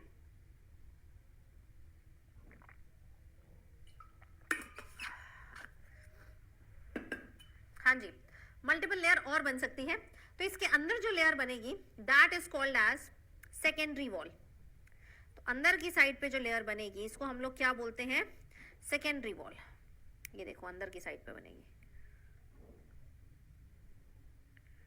On the inner side this is called as secondary wall. ये हाईली रिजिड होगी, ये उतनी इलास्टिक नहीं है, प्राइमरी वॉल तो फ्लेक्सिबल थी, ये क्या होने वाली है, रिजिड होने वाली है। एंड मैच्योरिटी पे बनती है, फॉर्म्ड ऑन मैच्योरिटी। एंड ये कैसी होने वाली है, इम्परमिएबल, ये दिख रहा है नीचे का, इम्परमिएबल, कैसी होने वाली है, इम्परमिएबल होने वाली है। ठीक है जी, यस। अब इधर भी प्रेजेंट होगी, देखो। अब मेरी बात बताएं कि मान लो मुझे इस सेल से उस सेल में कुछ भेजना है, तो भाई इसके पास भी प्राइमरी वॉल है, इसके secondary wall, excuse me guys, है ना, सेकेंडरी वॉल है। और ज्यादा प्लांट बुढ़ा हो जाए तो अंदर की साइड पे टर्शरी वॉल भी बन जाएगी, अंदर की साइड पर क्या बनती है, टर्शरी वॉल भी बनती है। ये सब अंदर की साइड पर हो रहा है, बाहर की साइड पर नहीं हो रहा, पहली चीज ये। दूसरा, अगर मुझे इस वाले सेल से इस वाले सेल तक कुछ भेजना है, तो भाई बाहर की वॉल तो परमिएबल है लेकिन अंदर की वॉल तो इम्परमिएबल है, तो सामान इधर से उधर जाएगा कैसे, सामान इधर से उधर जाएगा with the help of certain you can से गैप्स।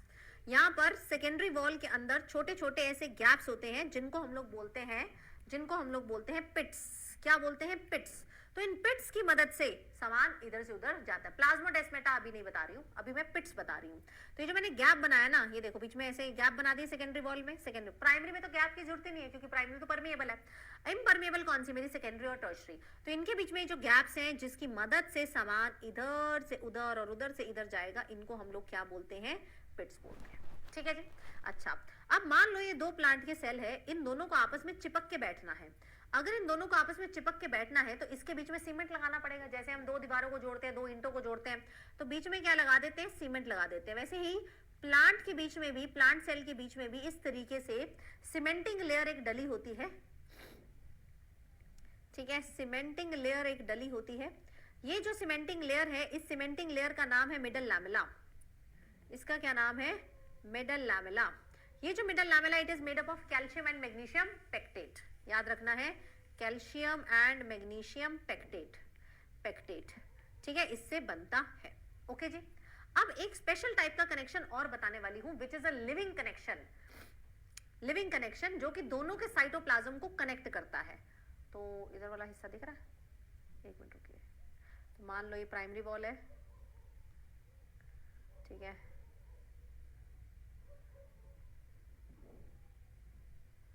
ये आपका यहाँ पर दूसरा सेल है, उसकी प्राइमरी वॉल,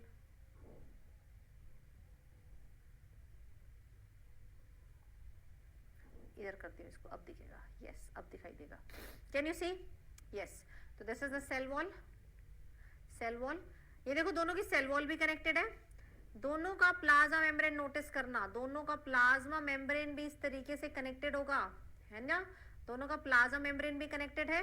एंड इधर से इसका ये जो न्यूक्लियस है, न्यूक्लियस से चालू हुआ यहाँ से, ये क्या है? एंडोप्लाज्मिक रेटिकुलम, बीच की जगह में से होकर ये इसका एंडोप्लाज्मिक रेटिकुलम बन जा रहा है, देख रहे हो? और ये इसका ऐसे nucleus. This living connection, this is a living connection. दोनों का साइटोप्लाज्म यहां से कनेक्ट हो रहा है, दोनों के इनफैक्ट ईआर भी कनेक्टेड है। This living connection is called as, this is called as plasmodesmata. इसको प्लाज्मोडेस्मेटा बोलते हैं, ठीक है, इसको क्या बोलते हैं? Plasmodesmata. It is a living connection, it is a living connection. And ये जो एक्सटेंशन ऑफ ईआर बन रहा है ना, दिस एक्सटेंशन ऑफ ईआर जो कि क्रॉस होकर दूसरे सेल में जा रहा है, इसको डेस्मोटिब्यूल बोलते हैं, डेस्मोटिब्यूल, ठीक है। ये ऐसा कनेक्शन है जिसमें दो सेल का साइटोप्लाज्म कनेक्टेड है। देखो साइटोप्लाज्म प्रॉपरली कनेक्टेड है, तो इट्स अ साइटोप्लाज्मिक कनेक्शन, है ना? यहाँ पर दोनों सेल का साइटोप्लाज्म क्या है? कनेक्टेड है, दोनों सेल का साइटोप्लाज्म कनेक्टेड है। हो गई कहानी सेल मेम्ब्रेन, सेल वॉल की, सेल वॉल की कहानी हुई। तो एक बार इस सेल वॉल की कहानी को देख लें हम लोग एनसीईआरटी से, एनसीईआरटी से देख लें। मैं अभी यूकैरियोटिक सेल पे वापस आऊंगी, पहले मैंने सेल वॉल करा दिया, तो पहले मैं सेल वॉल की कहानी आपको यहाँ से रीड करा देती हूँ। करा दूँ रीड? चलिए आ जाइए। तो सेल वॉल क्या है?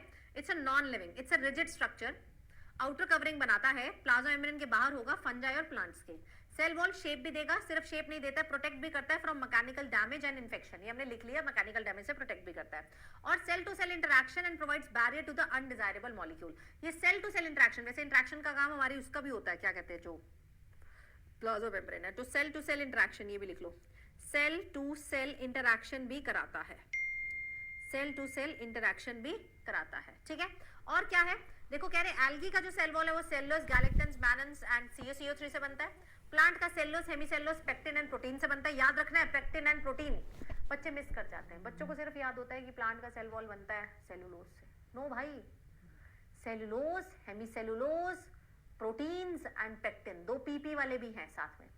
एल्गी भी प्लांट ही होते हैं, लोअर प्लांट्स होते हैं, तो इसमें भी सेलुलोज तो आएगा ही आएगा। सेलुलोज के साथ साथ galactans, mannans and CaCO3। Please ये चीज याद रखिए, ये चीज आपको आ सकती है स्टेटमेंट्स में। Then cell wall of young plant को हम प्राइमरी वॉल बोलते हैं, जो कि ग्रोथ कर सकती है, जो कि gradually diminishes when the cell mature, ये गायब हो जाएगी। And the secondary wall is formed on the inner side, please याद रखेंगे, inner side towards plasma membrane of the cell. Middle lamella is a layer जो कि कैल्शियम पेक्टेट से बनती है, दोनों को ग्लू की तरह होल्ड करके रखती है। Cell wall and the middle lamella में भी ट्रैवर्स्ड बाय द प्लाज्मोडेस्मेटा, जो कि दोनों के साइटोप्लाज्म को कनेक्ट करता है। तो सेल वॉल को तोड़कर, मिडल लैमेला को तोड़कर बीच में कनेक्शन बन रहा है, लिविंग कनेक्शन बन रहा है, जिसको हम लोग प्लाज्मोडेस्मेटा बोलते हैं। क्लियर? क्लियर मेरे बच्चों? सेल वॉल क्लियर हो गई। अब हम लोग चले सेल मेम्ब्रेन पर, बताइए। प्लाज्मा मेम्ब्रेन पर चले, प्लाज्मा मेम्ब्रेन थोड़ा बड़ा है, प्लाज्मा मेम्ब्रेन पर चल रहे हैं guys. Should we move on to the plasma membrane? Are you ready? Yes, let us move to the plasma membrane. थके तो नहीं, थकना मना है, मैम की क्लास में थकना मना है, ठीक है। प्लाज्मा मेम्ब्रेन अगर अच्छे से देखनी है तो हम प्लाज्मा मेम्ब्रेन देख पाए, उसका अल्ट्रा स्ट्रक्चर देख पाए with the discovery of electron microscope. ऐसे नहीं देख पाए हम लोग। प्लाज्मा मेम्ब्रेन कैसे देख पाए? With the discovery of electron microscope in 1950s, ठीक है। 1950 के करीबन इलेक्ट्रॉन माइक्रोस्कोप आया, हम प्लाज्मा मेम्ब्रेन को देख पाए। एंड प्लाज्मा मेम्ब्रेन जब हमने देखी तो भाई क्या क्या दिखने को मिला। प्लाज्मा मेम्ब्रेन जब देखी तो पता चला भैया इसमें लिपिड है, it is made up of protein, it is made up of oligosaccharide and it is also made up of cholesterol.